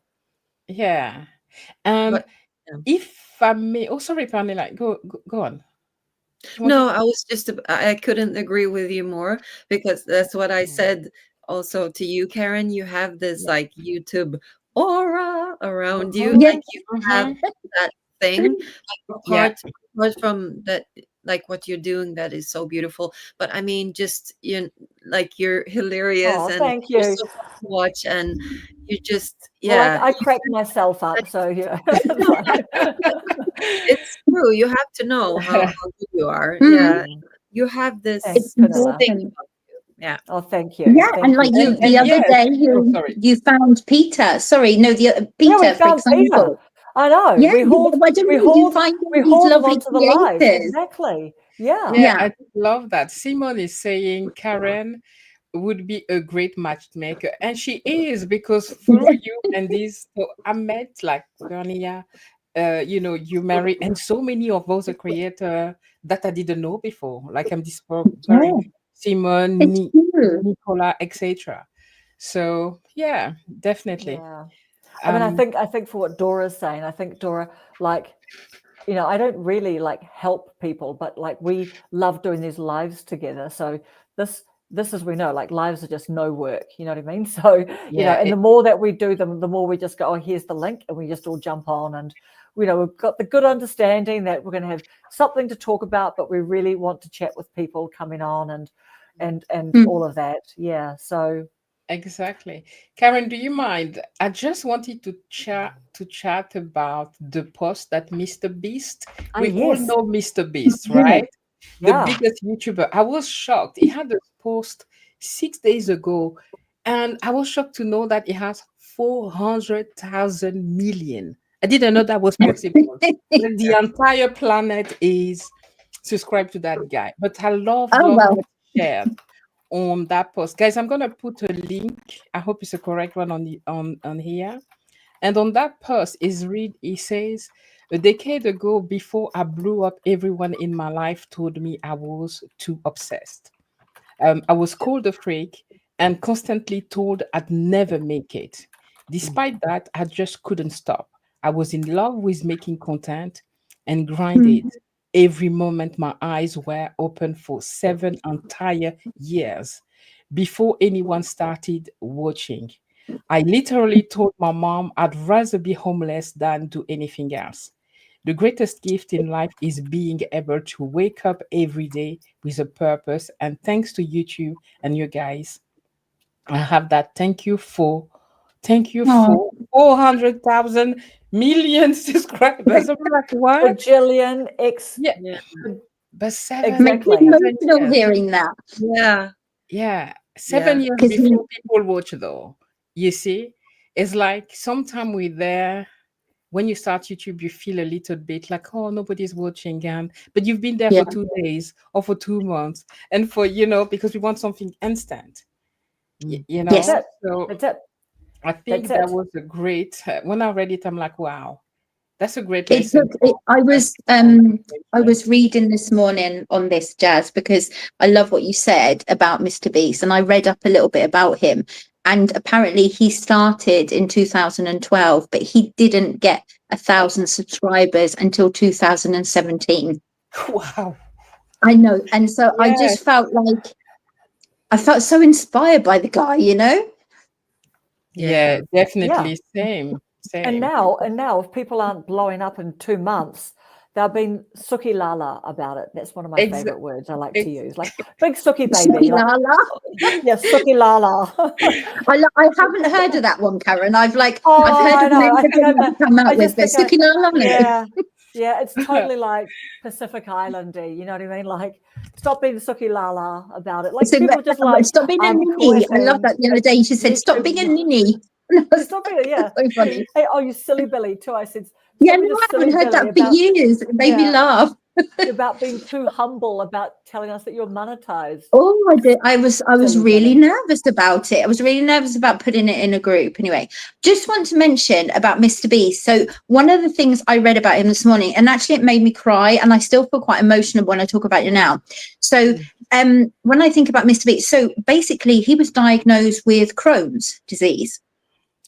And I don't know if any of you know what Crohn's disease is or anything. And last year, my son was diagnosed with ulcerative colitis, which is Crohn's and ulcerative colitis basically are in the same band, if you like. You go to hospital and they're both there, the same thing. And it's a big thing. I've been through it all with my son. He's nearly 22. So you can imagine. And so I was thinking about Mr. Beast, and, people look at the numbers and like, wow, blah, blah, blah. Because I remember even my son saying to me, oh, Mr. Beast is huge, blah, blah. And he doesn't really watch him. But now, I don't know why, knowing that he's gone through that and having seen my son go through that, it's just made him more of a human being than ever. Does that make any sense? I'm sorry. Definitely does. It was a bit of Definitely does. but it Because, just, I didn't know about it. Yeah. Sorry. Yeah. so, Reva, thank you so much for being here. So Nice to everyone see is like Reva. giving Reva lots and lots of love in the comments there. And she said 7 years and over 100 videos before getting some views. And you did an amazing interview with Diary of a CEO. Absolutely. Yes. Doctor appointments, making videos. Oh, I haven't seen that. He did. Yeah, I've seen that. Yeah. He was on the Diary of a CEO. Exactly. Yeah. Yeah, but gets big hate. Yeah. Isn't that amazing? I mean, yeah. Yeah. Wow. Yeah. I just think I think, that person more human. No? Makes him more human. Like people I think people look at people on YouTube as numbers sometimes, or as maybe non-human beings because so many people follow them. But like for me, reading about him personally in his personal life and what it's taken, it just makes him like a human being to me. It humanizes him. Yeah, and he does a lot for the community. He has a lot of how do you call it? Charity. philanthropy and stuff. He went to Africa to build some wells and help. I did a video on my friend channel, and people were attacking him like he's trying to make publicity. What do you mean? And that kid is a kid. I don't know. I don't know if he's 27. No, he's 27. I read this morning. Yeah. He's a kid, so yeah. And he just wants to support people, right? And obviously, like give his mum, like a house and those things. But he really talks about, I don't actually care about the money. I care about, being able to provide jobs for people and everything. And so I know that he's been like, I haven't followed any of that controversy because I thought you know what? I mean, the bigger people get, the more that people are really looking to cut them down. And I guess I haven't been really super interested in like getting into all the, you know, dirty little details. No, and yes, okay, people are like, here are his emails where he gets. Do you know what else? I think what it is too is I think they're saying here's some emails of him being really, really, really picky and pedantic and directive about what he wants, the standard that he wants in his videos. And so then there are these people, Joe Averages and Josephine Averages, right, who are never going to think like he does. And they're going, well, isn't this just over the top? And it's like, what do you think? What do you think that the job that you got, that you agreed that you would, you know, like just do the best quality work and everything? You know what I mean? It's just kind of like, why are you now trying to shame the guy for his high standards and release his emails? And I will tell you, I think if that guy, and I say this again, and I will bring it up again, because the guy, when you are diagnosed with something like Crohn's or ulcerative colitis, basically you lose so much weight, and the you know, you're kind of staring death in the face a little bit. And I think, like, knowing where my son was last year and to what point he went to, if Mr. Beast had gone to that point, then I'm sure when he came round from that, his like, it's not about the money, it's about this, it's about this. I feel like the guy, you know, probably really wants to make a difference, you know, but people are just so, they don't look behind anything. People just see what's on their front and that's it. People will be people. I was sharing something very positive about him and what he's done in Africa, but people find a way to search for something negative. You know, when he was just there offering freely, you know, he built, and he didn't do that in one country. He went to several countries in Africa, in villages where there's no water, and we know water is life. And created, like, you know, forgot the name, you know, the well, you know, to well, everywhere. He went to schools, he went to, and that he was what, 25, 24 when he was doing it. Wow. So, and to have that mentality at that age as well, you know, is you know? I mean, you know, because you've got kids as well, you know, that age, you know what, you know where the brains are. Yeah, and Reva's saying his chocolate company is for children in Africa. All proceeds go to help destroy child labor in chocolate factories. Wow. Oh, thank you. Thanks, Reva. Thank you so much for finding that out. I think it's so beautiful that somebody's come up with something else to make this guy, you know, because he's obviously, for me, he's a real star just for what he's gone through, and he's come out the other side and he's doing what he's doing, you know, so. And I don't even know the guy, but, you know. No, I've watched quite a lot of interviews and, you know, with him and everything, but what was I going to say? Oh, yeah, he talks a lot about people say to him, well, you know, I want to be a big swinging star like you, and I want to do this and I want to do that. And he says to them, go and make 100 videos and then come back and talk to me. Like, exactly. Right? He has always said that, you know, your first 100 video will suck, but keep go going. Make 100, you know. And the whole kind of, what did Reva say? He made 100 videos over 7 years. Is that right? Or I think it was 5 years and 7 years. Plus videos before getting some views. Yeah. I mean, that's disheartening. That's disheartening, isn't it? It's really disheartening. I think, you know, you're making these videos and nobody watches them at all. I think it's disheartening. So yeah, like to still come up from that and still like say it's okay, I'm going to continue, the consistency, the willingness, you know. Really, and you know what? And good for him. He's like, well, I got $50 for something. Like he said, whenever I got a little bit of money, I went and bought a piece of equipment. Or I just went out and said to, you know, a friend and I, let's go and give $50 away to someone who we think could do with $50. And they filmed it and stuff. But every time they got some money, they just kept on putting it back out there. Like, okay, who wants to? It's kind of like that going from a paper clip up to a house, isn't it? You know, that experiment years ago. You keep on trading a paperclip for something of more value. And keep trading it, and then they got a house or something like that, right? That kind of concept. But he literally just said that when they got $50, then they did something, then they got like $100, would give it away. Like, and then people are like, well, that's compelling. That like 10, 15 years ago, like everyone's doing it now because they're copying him. But he was probably one of the first people to do that. Yeah. Even thousands. He had some videos where he went on the street and just blessed people with thousand. Oh, wow. Yes. I don't know if he gave a house to somebody. I mean, he's done a lot for the community. So, yeah. And people Yeah. still Blessing. Yeah. right now say, People will be people, you know. Yeah. Like all the trolls coming on our channels, faceless, with no picture, nothing but being wire on the keyboard.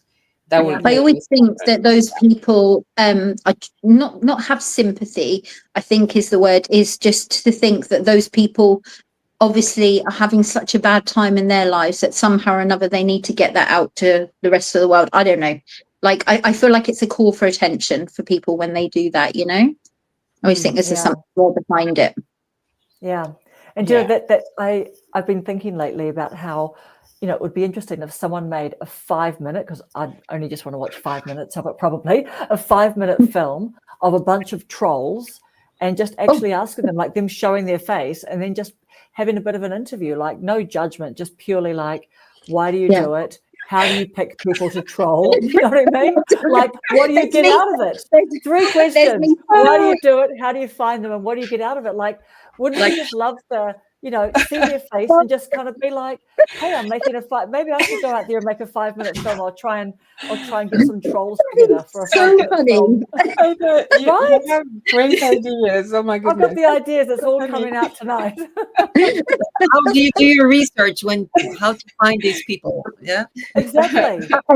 We need an ebook on it. We want an ebook. Yeah. Maybe, do you know what? Maybe I'll do a short. I'm looking for trolls, you know, like apply here. There is no pay. There's no pay, but there's a little bit of like, I've got 300 my goodness, no one's done that. So you should totally do it.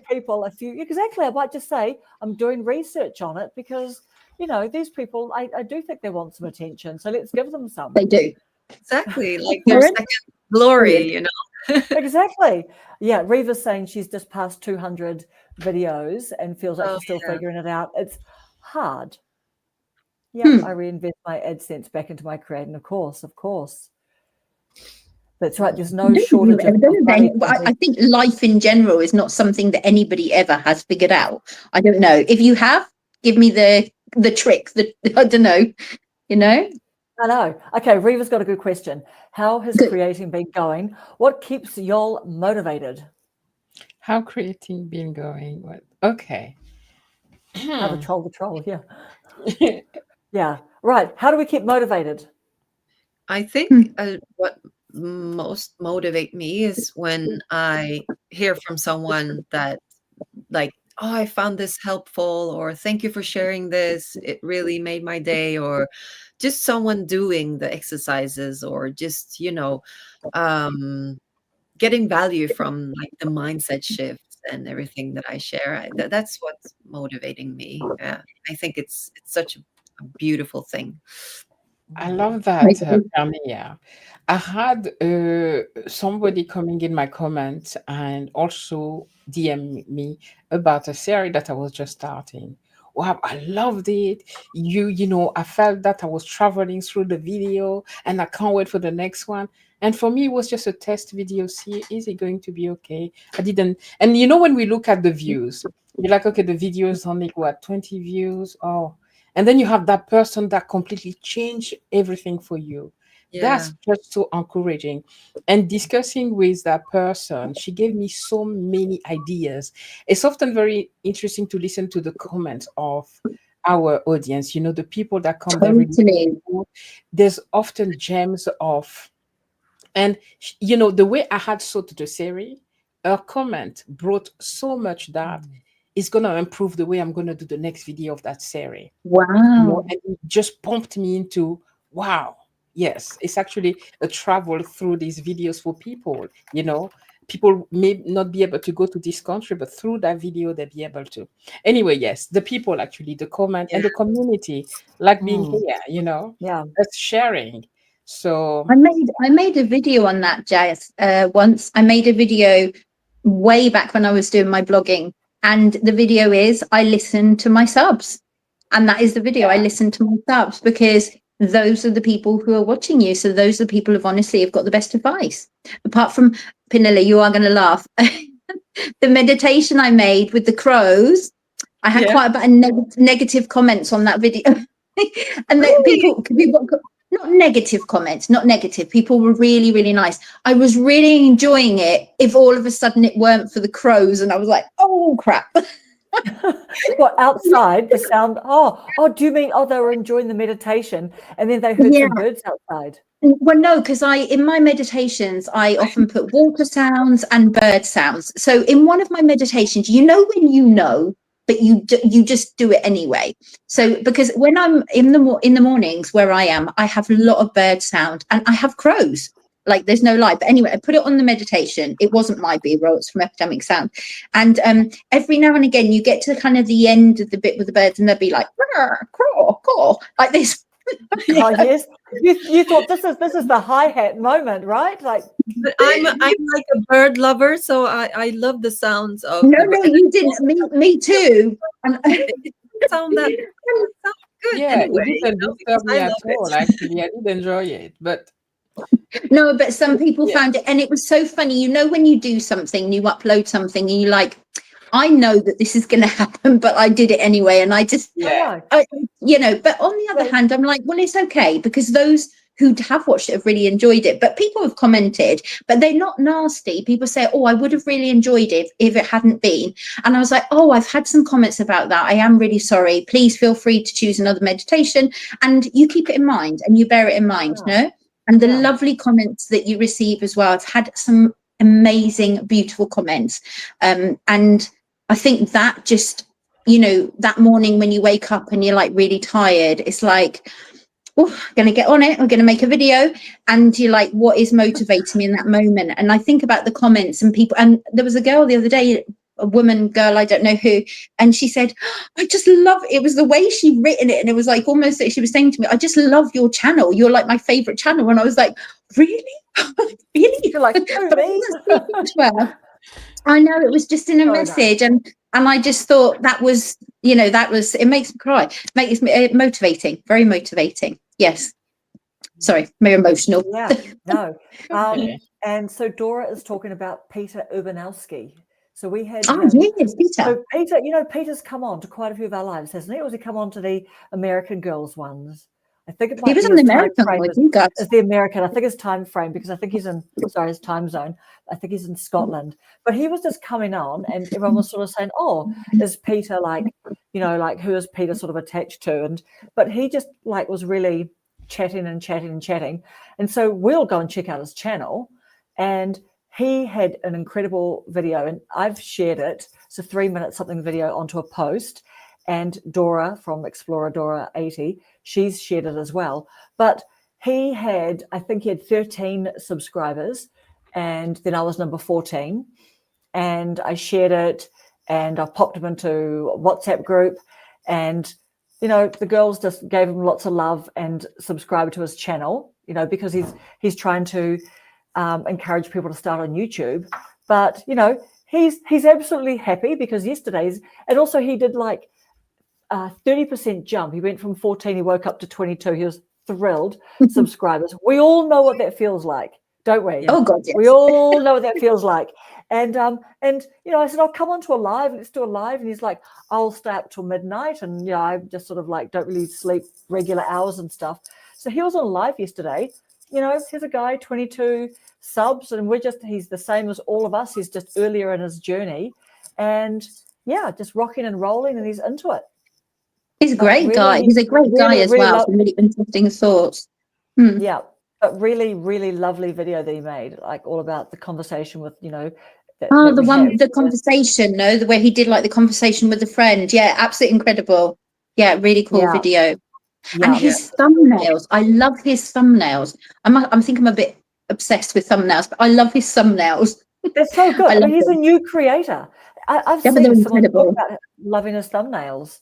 And he's all excited too, because he's starting a film course 101, at some kind of community school or night school. So now, what is Reva saying about how often do we check analytics, and do you think it's harmful for mental health? Those little grey arrows. Yeah, you go from 7 out of 10 to like 3 out of 10, then well, I'm you know, being the watch humble time every drops, day. right? I Yeah. don't watch analytics anymore, only when I'm on the overview on the studio and it shows Ah, the that one, time. yes. Yes, that's the only one. I rarely go into the analytic. I used to. Um, yeah. Do you use the analytic to, you know, The gauge? only thing I use them for is, the part in, so the one thing I use them for is to, like, for me, what is important is that I have a regular kind of views, because my videos are evergreen, no? So they get Yeah. watched a lot. So there's a little bit down in the corner which says last 48 hours, and it shows me the different times, and it shows me how many views I've had in 48 hours, which is usually at 2,000. Okay, roughly at 2,000. So what I do watch is just to watch that to kind of make sure it kind of stays the same. I don't mind if Okay. it moves around, but that kind of, for me, is just like to see, okay, so that gives me information about my videos. No, that gives me information. Are people happy? Are people enjoying them? Do you know what I mean? It gives me that feedback that I kind of almost need. Yeah. Nice. Okay. Does that make sense? Yeah. What about you? Yeah. Definitely. What about you, Jase? Do you dig into analytics very much? Not at all. I would go to the overview page, like, the Yeah. channel dashboard. That's where it tells you how the last video is doing. When they give you like sometimes confettis, like, if it's 1 Yeah, the out of 10, confetti. and then sometimes it's like 10 out of 10, so the video is not doing well, but it changes during the day. I stopped relying on the analytics too much, because looking at the analytic, if you listen to the guru before, it's like you have to double down for a video that worked, etc. It was keeping me in the loop and like ever changing. Like maybe I made like a planning for 1 month, and then because the analytic is saying something else, it completely changed. So I stopped. Okay. Yeah. I want to continue with whatever I said I will do for the month, Yeah. and see where it's taking me, right? Because I've made this video also according to what I know the audience would want. And I don't want the analytics to like kind of make me doubt of my plan. If it makes sense, I don't know. Yeah. So Perfect Makes sense. a lot of sense, Jase. Yeah. Does make sense, because I think people. Reva's been silly Sorry, in the comments. No, sorry, you what go. did You go, she Marie. say? I haven't. she's- No, I was just going to say what she Jazz was- was saying makes sense. Go on. Sorry. Okay, she is saying that she has to watch, see all the analytics of everyone. So it just means she has to meditate more. And can we pray for her? Because pray for like, me, 'cause I so. think But here's a question. Here's a question, Reva. How do you deal with like everyone? Like, you've got a lot of emerging creators, and the analytics are like, let's say 1 minute, 2 minute watch time average, and these people are like trying to do 10 minutes, 15 minutes, and all of that. Like, how do you encourage them and tell them not to be too discouraged and all of that kind of stuff? Because, you're kind of like the deliverer of some bad news, really, right? Yeah. Yeah. So we'll see what she says. It's hard. hard. I know. Haven't we all been there? We've all been there. No, I remember looking at the at the very beginning, how long somebody stays on your video for. 30 seconds. I know. Bad news, Betty. I remember thinking, oh my goodness. I know. And it's scary. I think it's scary, and it can be very. I think, and I have to say, I think from when I started in January, but I was looking through my videos yesterday, and I realized I think I have 50 cat alert, 50 meditation videos, or less, I think. But the rest of my videos are all from my blogs before, and this. I don't know what I was going to say. I've forgotten. I forgot what I was going to say. Oh no, I was going to say something quite interesting as well. What were we talking about? Analytics. Sorry. Analytics. Yeah. No, And something else apart from analytics. Oh, the watch time and stuff. How long people stay on one video. I can't remember now. Yeah. I think I can't remember what I was going to say. 30 seconds and all of that, right? But Yeah. now we have Riva here. Like, what is a good like percentage of what is like what should we watch for?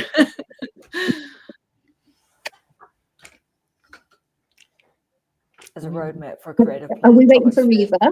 I'm just going to introduce you all to my cat, Max. Max is the one that comes out in the photo. Yes. So Max is quite famous.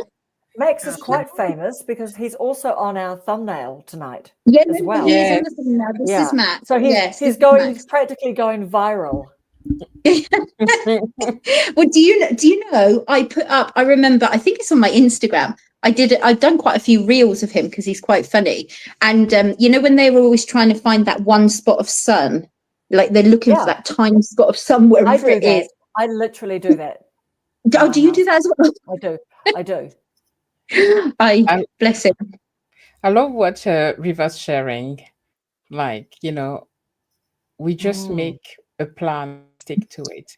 I use the analytics as a roadmap for a creative plan. Topics first, and then we use analytics to craft the banger topic. I like that. Yeah. Useful. Aiming between 30 to 50% for sure. Aiming to 50%. Let me check. No. Are you going to check now, Jazz? I'm afraid do it. Let's do it. So let's see. Oh my god. Do you know what? I have to say, probably your favorite video. My favorite video of yours is definitely the tent one. I told you that yesterday. I love that video so much. Oh, the tent one in the back garden. Yeah, in the back garden. Where she's got the dramatic. She's got literally the dramatic, like magician. Brilliant. It's like magician music, like dun, dun, dun, dun, dun, dun, dun. And then she's got the graphics cut of all the stars and stuff. And she's flinging this thing around. It's going poof. But I love it. My favorite bit is when she like throws it and then she leaps back because it then like pops open. Maybe the land that we were supposed to. And I think actually when I was watching your video, Jazz, I remembered because I had one of those tents years ago, like just a 2 people one or a 1 person one, I don't know, but you can't fold it back up. You cannot fold them back up. It is impossible. Exactly. The one I have, you can't. I won't recommend it to anybody. It will come on the next video where I'll say at the end, do not buy this tent. Oh my goodness. Oh my goodness. Okay. But do you know what? But the only thing, this is the saving grace. This is what I think, right? When you said that you spent £40 on it and it was 50% off, what I thought to myself was, well, you're trying to like recreate your own little glamping, your own little beautiful little nest, right? In this harsh environment that you're going into, harsh forced zen environment that you're going into. But I thought to myself, you know what? You could have spent that money. This is how I justify spending. You could have spent that money on one night of glamping accommodation, right? Yes, it's true. But you used it for 7 days or 6 days or whatever. So the money wasn't really, hopefully it wasn't wasted. We'll see on your next video. No, exactly. And also the idea was to use it on, I want to go on more adventures, you know, because I love moving, but sometimes life, like at the moment, I can't go anywhere. But maybe I can just go and staycation, like go around the UK, Scotland, go to Ireland, you know, go nearby and go with my little tent. But I love that. I honestly, I just love that pop up because you were like, no one's helping me, all of that. No one can be bothered. But when you went boof, I'm like, brilliant. Like, that's brilliant. But you were so funny saying, no, I'm not going to risk trying to get it into 4 bits. It's just staying. Is that right? No. I just took it like that. I'm trying to understand the number. Like you said, I've got it to 8. I'm not going to go to 4. Yeah, because 8 is like you just fold it on itself. But for it to enter in the bag, you have to fold it in the middle. Yes. But we tried this like it will snap. So I left it in 4. I didn't try to in 8. We didn't fold it in. I don't know if it makes sense. Numbers. Exactly. You're not gonna try and get it down for why? What reason, right? You just have it lying on the back. Yeah, it was no point of doing it. I just took it like that to the retreat, and it was okay. And there are lots of messages. Yeah.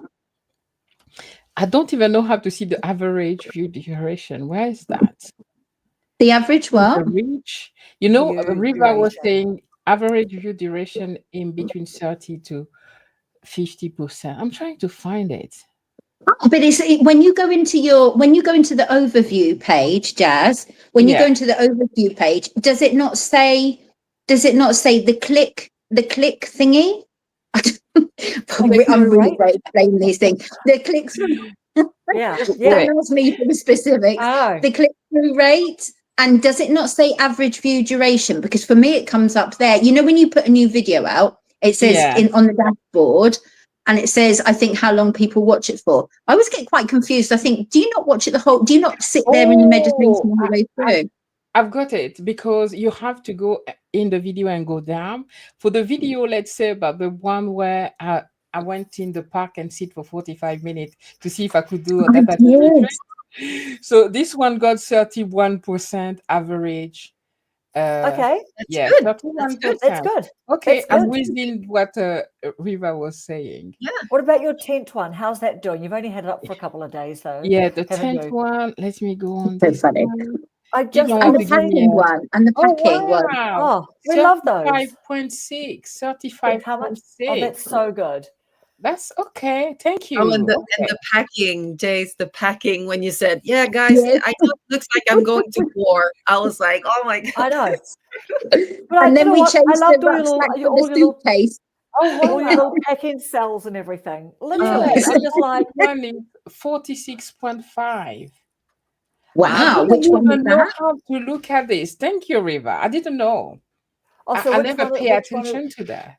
which one is 46.5? It's the Which packing video? one. checking, You right? see? Yeah. See, we love that. He And I thought Yeah. he told you, didn't I have literally anything said to do with that that. that's a digital product. Like literally, the way that you were just like, and I use these for that, and I like to take this, I like to take that. Honestly, that was really impressive. But that sort of thing is like your capsule clothing. You're like, normally I'm capsule, but actually I'm taking the garden, the kitchen sink, like I'm going to be cold and you have your snuggly stuff there.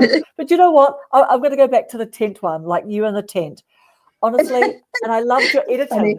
Yeah, I found that the Yeah. cutest video. You're editing like you're there, then you're over there trying to work it out and all that stuff.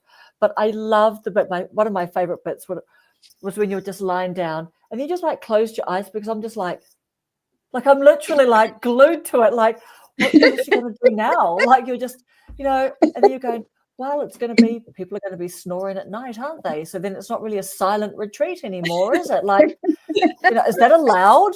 Like, when you say a cacophony of snoring around the whole sort of like campground area, but when you were like closing your eyes, then you opened it and I'm like, wow, like you never see people doing that in the video. And The I whole was thing was going, by great. the way, I was so tired because I fought first with the normal tent.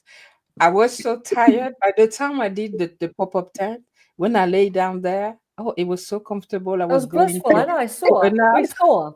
We saw that you were just really just taking But a moment. that keeps, like you were saying, Karen, like you were glued. I was as well, because I'm like, what's going to happen next? Like, what's I know. next? And it's that kind of feeling, what's going to happen next? I love But do that. you know what else as well? This is what I think too. Like when you shut your eyes, I just thought you never see people doing that, and it's quite a vulnerable thing. Like people shut, you're lying down, you're sideways, and you're shutting your eyes and you're relaxing. I'm just thinking that's so far from where you are. Like you're a little bit wired normally, right? Making a video, but honestly, you were doing the preparation, this and the garage, that, and the trying to get the all of that. So no wonder you were tired. Brilliant. Yeah. Oh, thank you so much, guys. That's I so love that video. encouraging. But And honestly, the magician music.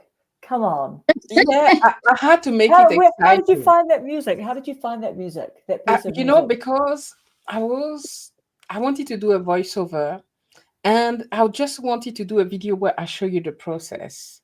I thought to make it exciting because it was so much of a challenge. I was thinking of Mission Impossible. Ding, ding, ding, Okay. ding, ding. Oh, So I'm yeah. like, okay, let me go on YouTube and I look for a music like that. And I find a music that was like, me going into action and trying Totally. to do that challenge and put the tent on. And that's what it was cute. It was, engaging. So, and thank you so much because, Riva, You know, guys, when I looked at the analytic before, I would go to the view duration. Like it's like, okay, they watch it for 30 seconds, like you said, Yeah. Mary, or 2 minutes. But it's so much interesting to look at the percentage view Yeah. duration. You know, I never look at it that way. It's more, it says more actually than, oh, they only watch it for 1 minute. Yeah, but what's the Yeah, percentage it of that? feels, yeah, because I mean they're taking an average as well. I mean, Yeah, you know, there are people that watch the whole video. Do you know what I mean? yeah, And so yeah. I feel like, you know, a percentage feels better. I think it feels less harsh. No, sometimes. Yeah. Yeah.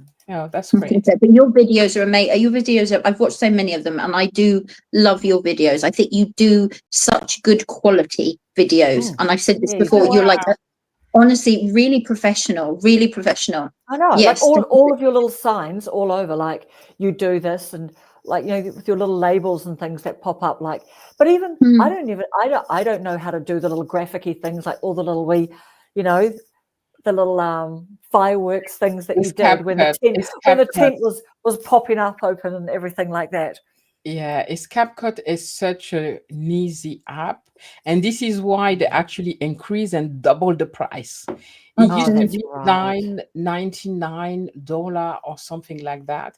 It's now for me in the UK £22, like 21.99. So like Wow. $25. Because it's such an easy, yes, it's such an easy software to use, because whatever, you know, all these effect, you just click on a button and put it on the whatever, you know, Oh the wow. clip that you want, and it happen, you know. Lovely. I love Even the that. lighting, there's like autocorrect, auto something. So for people that on tech, CapCut is so easy. Yes. I'm moving to CapCut. I'm moving to CapCut. Yeah, Yeah. so easy. Yeah. I know Reva always says she pays for so many things. Yeah. Yeah. I'm sure, Yeah, like, obviously it starts a channel, adding up, doesn't it? yeah, Sorry. but a Yeah, big, it yeah, does. no, I was just saying a big channel, and like Reva's got a lot of, you know, that's quite a big business. Like, and Yeah. Reva's got 3 channels as well. That's right, Reva, you've got Oh 3 wow. now. Yeah, let's tell us your other channels, Reva. So one of them I think is vlog, and one of them might be meditation, I think, as well. Oh wow, brilliant. Oh wow, Well then okay. she has epidemic sound, definitely. Yeah, you should do a tutorial on CapCut. There's a few things that um you have to look for when you just started CapCut. Um, yeah. Okay, so did CapCut disappear from America for a little while? Did it? Did CapCut sort of get taken down or something for a This was little It my while? it question. it did, yeah. A few Yeah. of my friends had to switch to something else. They Okay. couldn't use it anymore, but they were given, I don't know if until the end of the year, or, don't quote me on that. They've been given some time to use it. A lot of them have switched to other platform, and I thought in America they were supposed to like create a one that is very similar to CapCut, so you know the people can use it. Uh, Okay. yes. Oh, Filmora is similar. Okay, yeah. Oh, so basically CapCut is in the States again, or is it not Mhm. in Europe? Or but Reva's got In it, so Europe. she It's in obviously must Europe. be. In Europe. Is it Yeah. Europe that's been taken in? Filmada. Okay, So guys, And there are Reva's other channels. The yes, she's left them there. If realist Reva. anyone writes Okay. them, I should have written them down. Actually, I didn't write them down. I'll have to write them down because I can. Otherwise, I'll forget. The real Streva. The real The realist. The The realist. realist Reaver. Oh my god, I always Yeah. read everything really badly. Yeah. The realist Reaver. This Yeah. is Spanish, you know, because Spanish is like people, when you read Spanish, you read it as it is spelt, and English is so very different. So I often read things like really badly. Okay, I will write those down. Thank you, Reva. Yeah, Riva, you should do a video. I didn't see that on your channel about how to manage 2 channels. Wow. This is How tough. do you do it? I don't know how you do it either, Jazz. I don't know how you do it. I'm not doing it because I have several channels, but you kind of favor one channel. This is my fun channel. I'm with my Yeah. friend, I do the things that I want. My French channel is a bit too serious, where Mm. I have to think too much before doing a video there. So Mm. I don't want to create that all the time, because and I was saying that recently, that I feel that I lost control. I told you that, Mary, I lost Yeah. control on that channel. I feel that the audience is forcing me, not forcing me, it's like Mm. dictating what I should be Mm. posting. So it makes me kind of like, okay, now if I don't have that content that they want to talk about, I don't know what to post. And I'm not free anymore to be like, Mm. okay, I want to share about my tent. You know, I can do it here, Yeah. but I cannot do that there because it's not well received. But I want to regain control on that channel. Mm. Yeah. I So think you've got a plan in place. No, I think you've got a plan in place. So go for yeah, it. Yeah. It's yeah, your channel at the end of the day. It's yours, you know? yeah. So and that's why we're here, we small creator. But when your channel start taking off, it brings so many views, eyes on the channel, that Mm. and they want to see something specific. Mm. And sometimes you can lose that balance, because now what do you want to post? If I post something Yeah. about traveling, almost no views there, like for that channel, maybe like Yeah. 300 views. If I talk about the back to Africa, I will go 200, 300. What am I saying? 3,000 views. It will go over the Yeah. 1,000 views in no time. So It's balance. interesting, isn't it? I think it's interesting you talk about that because we all talk about having a niche, but then when we've got that niche, like how much of it are we dictate, how much of our audience dictates that we stick to that niche? And what I was saying before about meditation, I'm trying to make sure that I obviously do what people want, but I want to try new things. I want to make sure that I do, when I have an inspiration to do something, I want to do something for myself as well because I like it. And if it doesn't get that many views, it's fine. It's just something, you know, it's yeah, someone will resonate. But it's difficult, isn't it? It is difficult. I kind of see that a lot now. Yeah.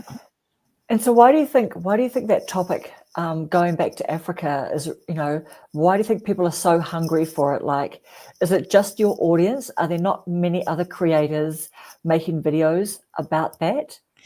I think it's because of I started talking about the travel in Africa and making African voice heard, African spoken by Africans, and to change the narrative on Africa. So my channel was anyway essentially talking about Africa and the diaspora. So then, because I was into that journey of retiring in Africa, we're building that to retire in the sun.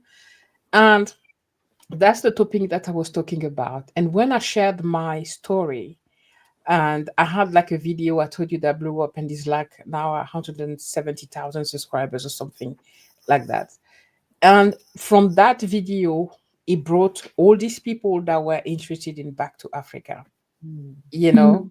and then that's what YouTube teaches you. If you have a video that blew up, a subject that interests the audience, that's what the audience want to talk about.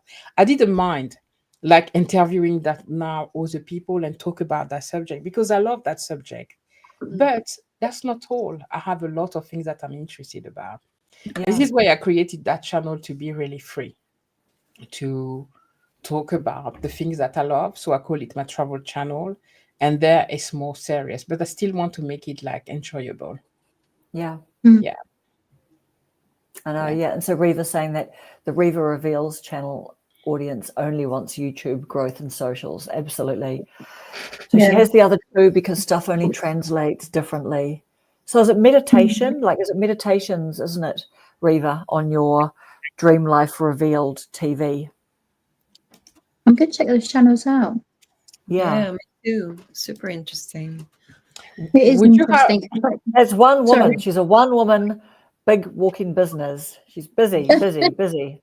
yeah, would you, Pernilla, Karen, Mary, would you go and have two channels? Like, let's say, Karen, you're talking about like YouTube, how to do YouTube and helping people. Maybe sometime you want to do, or would you just do everything in one umbrella because the brand is you?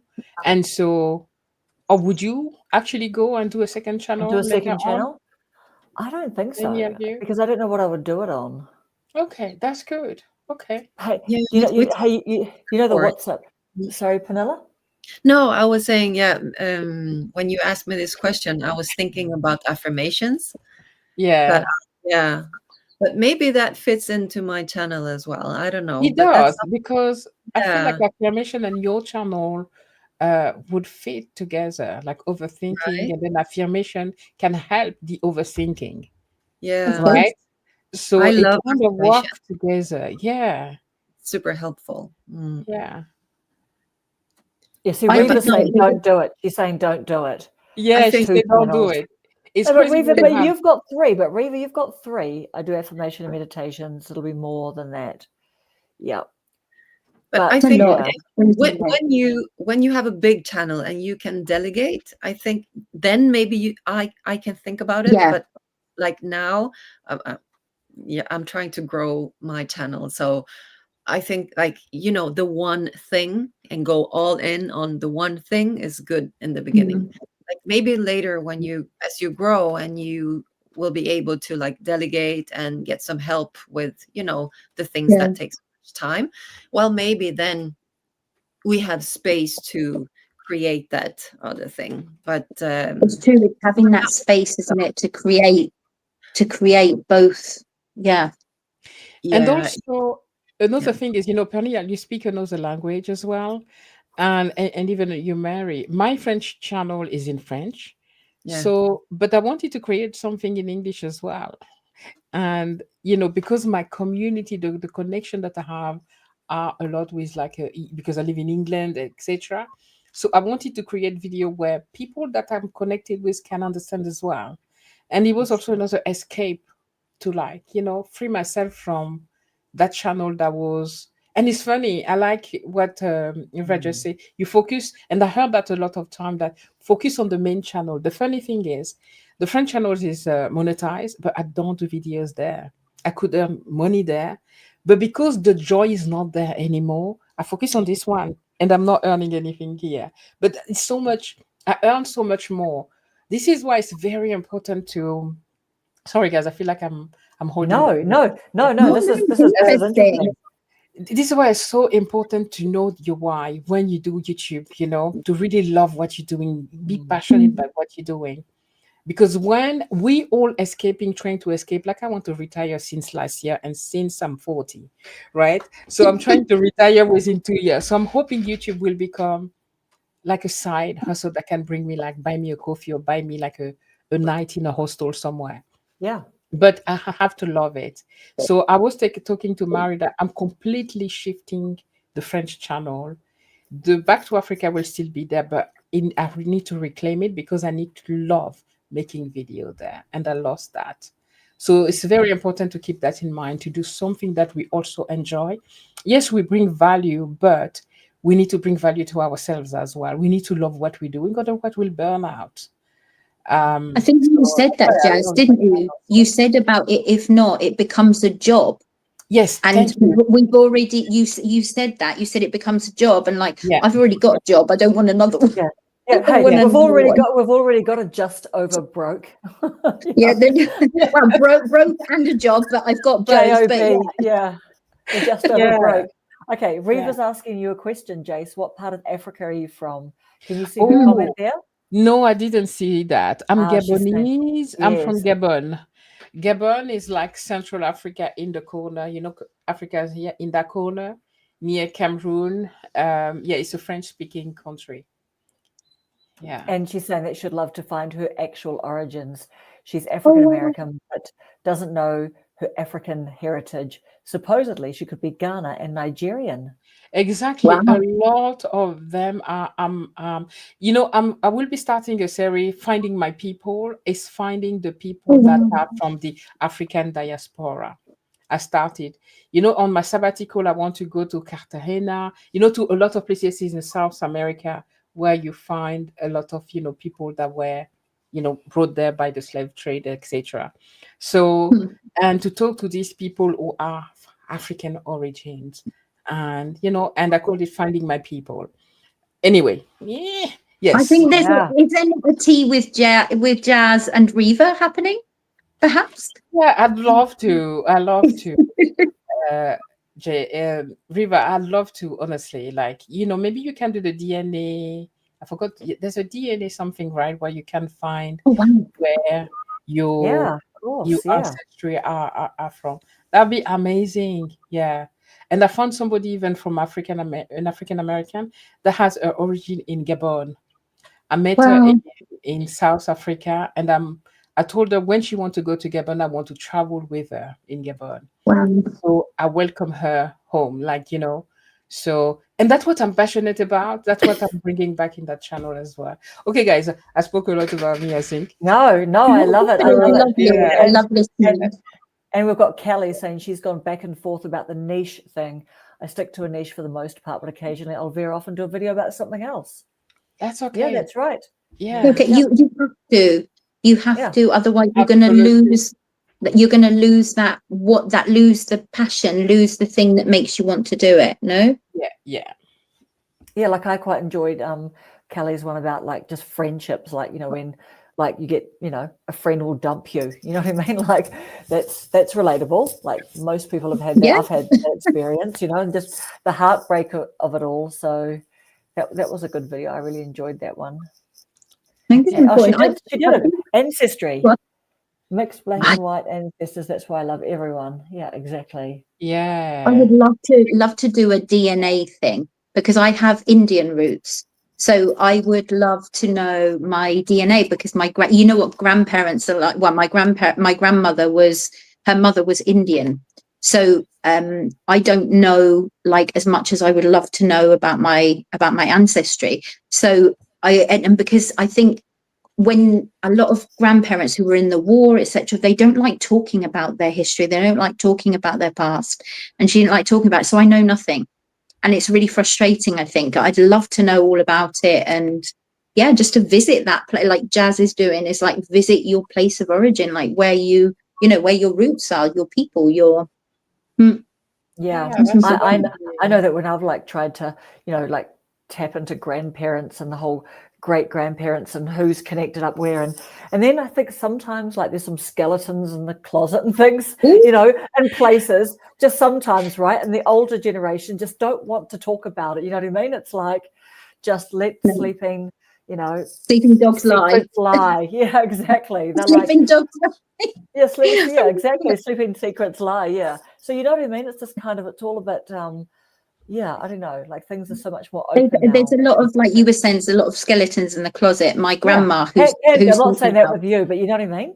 It's just no. But I mean, with my grandma, there was a huge skeleton in the closet because she went over to Canada.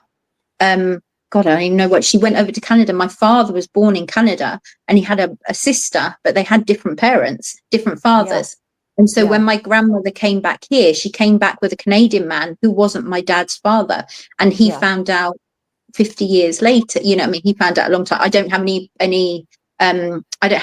what's the word? I don't have any contact with my family, but when this happened, when I left home, I was very young. And that was a big shock. So you think, like, especially in those times, people are not going to say, oh, my daughter and my son are from different dads. You know what I mean? At those times, it was a bit of a thing. So older people don't like to talk about it. They just don't. Bless them. They just want to keep it in a little, in a bowl. And we're just like, I want to know everything. Yeah. But anyway. Funny. Yeah, Reva's saying, we've all got skeletons. Yes, we've all got, apart from that, we've all got our own skeletons. I was just thinking, I'm not that young. I've got many of them. I keep wondering if I'll do because I've got a second channel that's got nothing on it, and it's called Brit Gone Spanish. And I keep thinking, I do have a second channel. And what I do is I watch my videos on that channel, and I like and I comment to my own videos, and then I reply to them, which is quite crazy, but I do it. But I do it at the beginning just to really like kind of get it out there and say, okay, somebody's watched it. Just tickle the algorithm a little bit. Exactly. Which is crazy. But I always think on that channel, and I think, God, I have to do something that's more like perhaps the blogs I did to begin with, and something more me as well. Like, who am I? What, like, what's it like living in Spain? You know what I mean? And I don't know, there's loads of stuff I love to talk about. When you get the confidence up. On your channel, do you mean, on your meditation? No, not my meditation channel, because I feel like it'd be a real, yeah, I think so. But I just, as Pernilla was saying, I don't think I've got the headspace for that right now, but it's there. It's the thought is there every day, because I've got so many things to talk about, because I'm a bit of a chatterbox. But anyway. Yeah, I mean, honestly, the whole like 2 channels thing. One of the things I noticed in the Stan store, and I'm trying to think what was it that I was uploading, but it wanted another handle for another social platform. And I was just thinking, well, I don't have any other YouTube over 40 social platform, but it wanted something. So I think I just like ditched out of that, because I was just playing around and doing some dummy uploads just to see what the mechanics was like what did it actually require to upload another product and another product. But isn't that funny that it would just say like it wanted a TikTok and an Instagram, I think, and then it wanted other, but yeah. But isn't there a platform that does it all for you at the same time? Isn't now, I was watching on TV the other day, it was an advert, whereas a platform that uploads your YouTube with your Instagram, with your TikTok. What is that? There's something. I forgot the name. I had one as well. Do you mean on the Stan store? No? I don't know if it's on the Stan store, but this is something. It's an application. What's it called? It's got a really weird name. And I was quite taken with it, because it basically takes cuts from your YouTube videos in horizontal, and it put things in vertical so you can upload it wherever you want. What's it called? Oh, got it. So you've got Opus, and I think you've got Nexus. Yes, there's many. One of them, one of those, I think. One of those. I think Reva does. Is it Nexus? Is it called Nexus Clips or something? So something like that, I think. Yeah. For me, I had the metrical, something like that. It's also you go there and then it posts on many media at the same time. I never really used it. I tried once, and Nexus Clips, yeah. And Plannarly, is that a planner, or does it post, Reva, to your channels, like post content or something to your channel? How's Stan going? Well, we're having fun. We're having fun playing with some digital products. No, you go. I was just reading the comments, because I can't reply to the comments, but there was a cool comment from Dora. Dora said, we found out recently that my grandfather had an affair with a nurse in France and she got pregnant. So I have cousins in America. That's crazy. Yeah. That's what I'm saying about that. We were saying about the whole thing. And Reva was saying that she has another channel to watch from as well. Sorry, I just wanted to, because I can't comment back. Totally. Yeah. So I just wanted to say, to respond. So what's the advantage, apart from like getting some early activity, I guess? Is that the only advantage, like Marie and Reva, like why you would comment from your channel quite quickly, like from one of your channels to another channel? It was actually, for me, it was actually something, it was when you first start YouTube and you're literally watching YouTube 24 hours a day on how to do YouTube. Yeah. And you're watching all the big creators, which really at the end of the day, we should be watching smaller ones, because honestly, I think smaller creators have got more viable advice for us smaller creators. But anyway, all the same. And one of the things they said, it's good to have another channel so that you can just start getting your video out there. And ever since that, I've just always done it. Wow. So, I don't know. There's no rhyme or reason for it, but yeah. Oh yeah, that's what Plannarly does. Yeah, can post your content around to many channels at one time. Traction. I don't like to mix my algos. Yeah. So is it on the same email address, like the same Google account? That's what I mean. Or have you got 2 Google accounts and your other channel? No, same Gmail account. Okay. Yeah. So, but then doesn't YouTube? Can't they tell that you?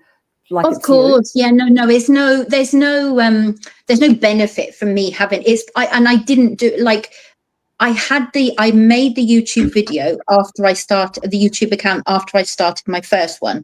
And when I made it, I had it sitting there. I think I made an English video or something, like on how to teach English. Well, it was terrible. I took it down. And so because I had that there, I was like, oh, okay, I can do that because I remember watching so-and-so. Do you know what I mean? So that was why I just started doing it, because it's there. Yeah. And Reva's saying that she uses 2 Google accounts and watches different things from different channels. Oh, well, that's interesting, because you can get your... This is so interesting, because I do the same. I read it somewhere that it wasn't like good to mix up the algorithms, but like that's strategy. Yeah. I do separate. That's really interesting, Reba. Yeah, because Reba, you need to come on alive. if you start to watch like random things with that account, it's not helpful, is it? For like the algorithm to love you. Oh, I see what you mean. Right? You should watch like separate. I do not, and then I do not okay. mix. Right. Yeah. Yeah. Yeah, I had to do in two Google account as well because as my French channel is in French, when you're searching, even when you're typing, even if I'm on ChatGPT and all of that, it has to be in French. And the English channel, the language is in English. If I mix them, it's too complicated because I type something in the other channel in English, it will always bring me an information in French, So I just have them separately, and I use the other channel to, the channel to check on when I want to watch a video on that one. Because I often check my video to see how I did and can I improve something. And Totally. we watch a video. Or And maybe also, you should have them separate. Sorry, Pernilla. Sorry. no, I was thinking about what we were talking about because I also read that like if you watch videos similar to your content, won't the algorithm like push your content as well? Like it's good for it's good for like teaching it, like showing it what like. Oh my God! But then my algorithm's up the street. Yeah. Because I watch all sorts of content. I watch all sorts. Yeah, I do too, just from the one channel. Just from my channel. I don't watch anything from my other one. No. It's interesting. But do you know it's what? All like that metadata and the kind of all that sort of thing. It's all very specific and very. Yeah. Do you know what? It's pretty responsive too, isn't it? Like if you just watch one different topic, like if you were literally looking up something, just that could be like, I don't know, just doing something in your backyard or whatever. One video, if you were to watch it, that's now going to deliver you up more of that, like straight away, isn't it? It's responsive. Yeah. Reba says no. What is that? Oh, that's me and you, Marie, just like watching all kinds of random alphabet soup. I watch whatever because I've got YouTube. I put YouTube on my TV because I'm always really I always watch people's videos, but if I'm going to sit down, I don't watch TV, I watch YouTube. And so but I always have my phone near to be able to like and comment because I just feel this overwhelming urge to be able to do that on everybody's video. But just because I feel like it's part of the creator thing, no? I feel like it's an unwritten rule or something. Well, if someone's put some effort, right? But also we can appreciate the effort that it takes. Well, I think so. Yeah. I like what metadata will oftentimes push your content to what you're watching and then out to more audience and what they are watching. Right. So whatever we're watching on YouTube. Wow. Because I also watch everything. Me too. Everything on YouTube. I know. So, what about Dora? She's saying she saw a video about only fangirls, and now that's all she gets recommended. Oh no. Okay. This is why sometimes, when I used to go to the analytics, there's a place, if I remember, where they are telling you which video are suggesting your videos.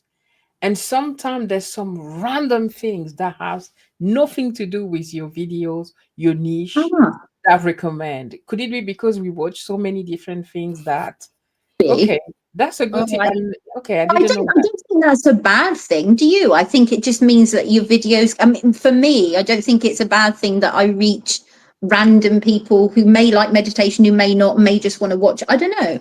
I don't feel like but I suppose it depends on your channel. You're doing meditation and suddenly the videos recommending your channel are mechanics, car, or I don't know. Exactly. Or people doing tricks on the motorbike and vroom. Yeah, exactly. I know. It's You know what? That's probably because you've had like a conversation, or it's heard someone in your lounge watching a TikTok video on like motorcycle stuff, you know, on the motorway or whatever. And next thing, your YouTube feed is like bringing that stuff up for you. I know YouTube is a crazy place. I don't know. Every YouTube video I watch, I really not fix. God, it's so Spanish. I really focus on like thumbnails and titles and all these things. I'm like, oh my goodness, watch the video. Watch the video. And that's it. I know. It's a burden, isn't it? It's the creator burden. That, yes. like, you know what? Oh my goodness. I actually find myself making comments about like filming techniques or something. And I just think, I literally just go, wow, that was really clever the way you did that. And just sometimes I think, I don't think I should say that kind of thing. You know what I mean? Like the person isn't wanting me to say. Nice. And I think sometimes if you commented on somebody's post, they'd really appreciate that. Do you know what I mean? I think they'd really appreciate it. Because chances are that they've really worked on that and they're proud of it. Yeah. Right. Like ladies, I'm at 15% battery on my phone, which means that we've had a really good chat because I've got no we've had a great chat. I've got 15%. So if I suddenly die off, you know where I've gone. I'm just like, if I go, that's it. I'm at 14. I'm all right. No, that's amazing. We can leave on that high of, you know, if we watch Alphabet Soup, we get more Alphabet Soup, me and you, Marie, because we're not watching from another channel. I'm going to clear my history now. Yeah, the OnlyFans. So what? Oh my goodness. So why, Dora, what were you watching? Was it a documentary about an OnlyFans, a person who went rogue and did OnlyFans or something? Do you know, I'm just going to say this actually. I was watching on something that a sports in the UK, a sports person who is basically a professional sports player had to do OnlyFans to keep himself afloat. And so this was a big thing that was I think it was on the UK news because I was watching something on YouTube. And so that kind of came up. I was watching about that and how interesting this poor person, well, not this poor person, he decided to do OnlyFans because it was a quick way to make money between his training and everything else he had to do. Is that what Dora says or not? That's how much he wants it. You know, he's suffering for his goals, that man. Yeah. But the guy's a professional sports person in the UK. It was on This Morning. It was on some channel, and I was watching. I was like, wow, you know, I think it was on This Morning, and they're saying, wow, you know, it's a bit embarrassing that not embarrassing about OnlyFans, but it's embarrassing for that person and for the UK Sports Association or whoever they are, that this professional athlete has to go and make some more money on the side because as a professional athlete, he dedicates his life, but he actually has to he gets paid from them, but he gets paid so little that he can't survive. So yeah. Yeah, but you know what? You imagine if that was a female athlete, like this guy probably got like some admiration, like, oh, you go, boy, you know what I mean? Like the woman would be like, what? Can you imagine? It'd be like, you dirty little hussy. It would be. She would be SLUT shamed, wouldn't she? If she did that. She would. But if the guys do it, it's just kind of like, you know, oh wow, like go you know? Yeah, it was taken more. I think that's the thing is on the news. It was not on the news on This Morning. It was taken more seriously because he did it. And I think what you're saying is actually very true. Like how if it was a woman, how seriously would we be looking at the fact that the UK are not paying their athletes enough? Do you know what I mean? Or would we be looking just at the fact that she's doing this? You know what? Yes, I think that you've hit the nail on the head there because I think that there's concern. Like if a guy is doing it, then, you know, all the sort of the elders in the sport and the community is concerned. Yeah. Oh, is this what it's come to? Like a guy shouldn't have to do that.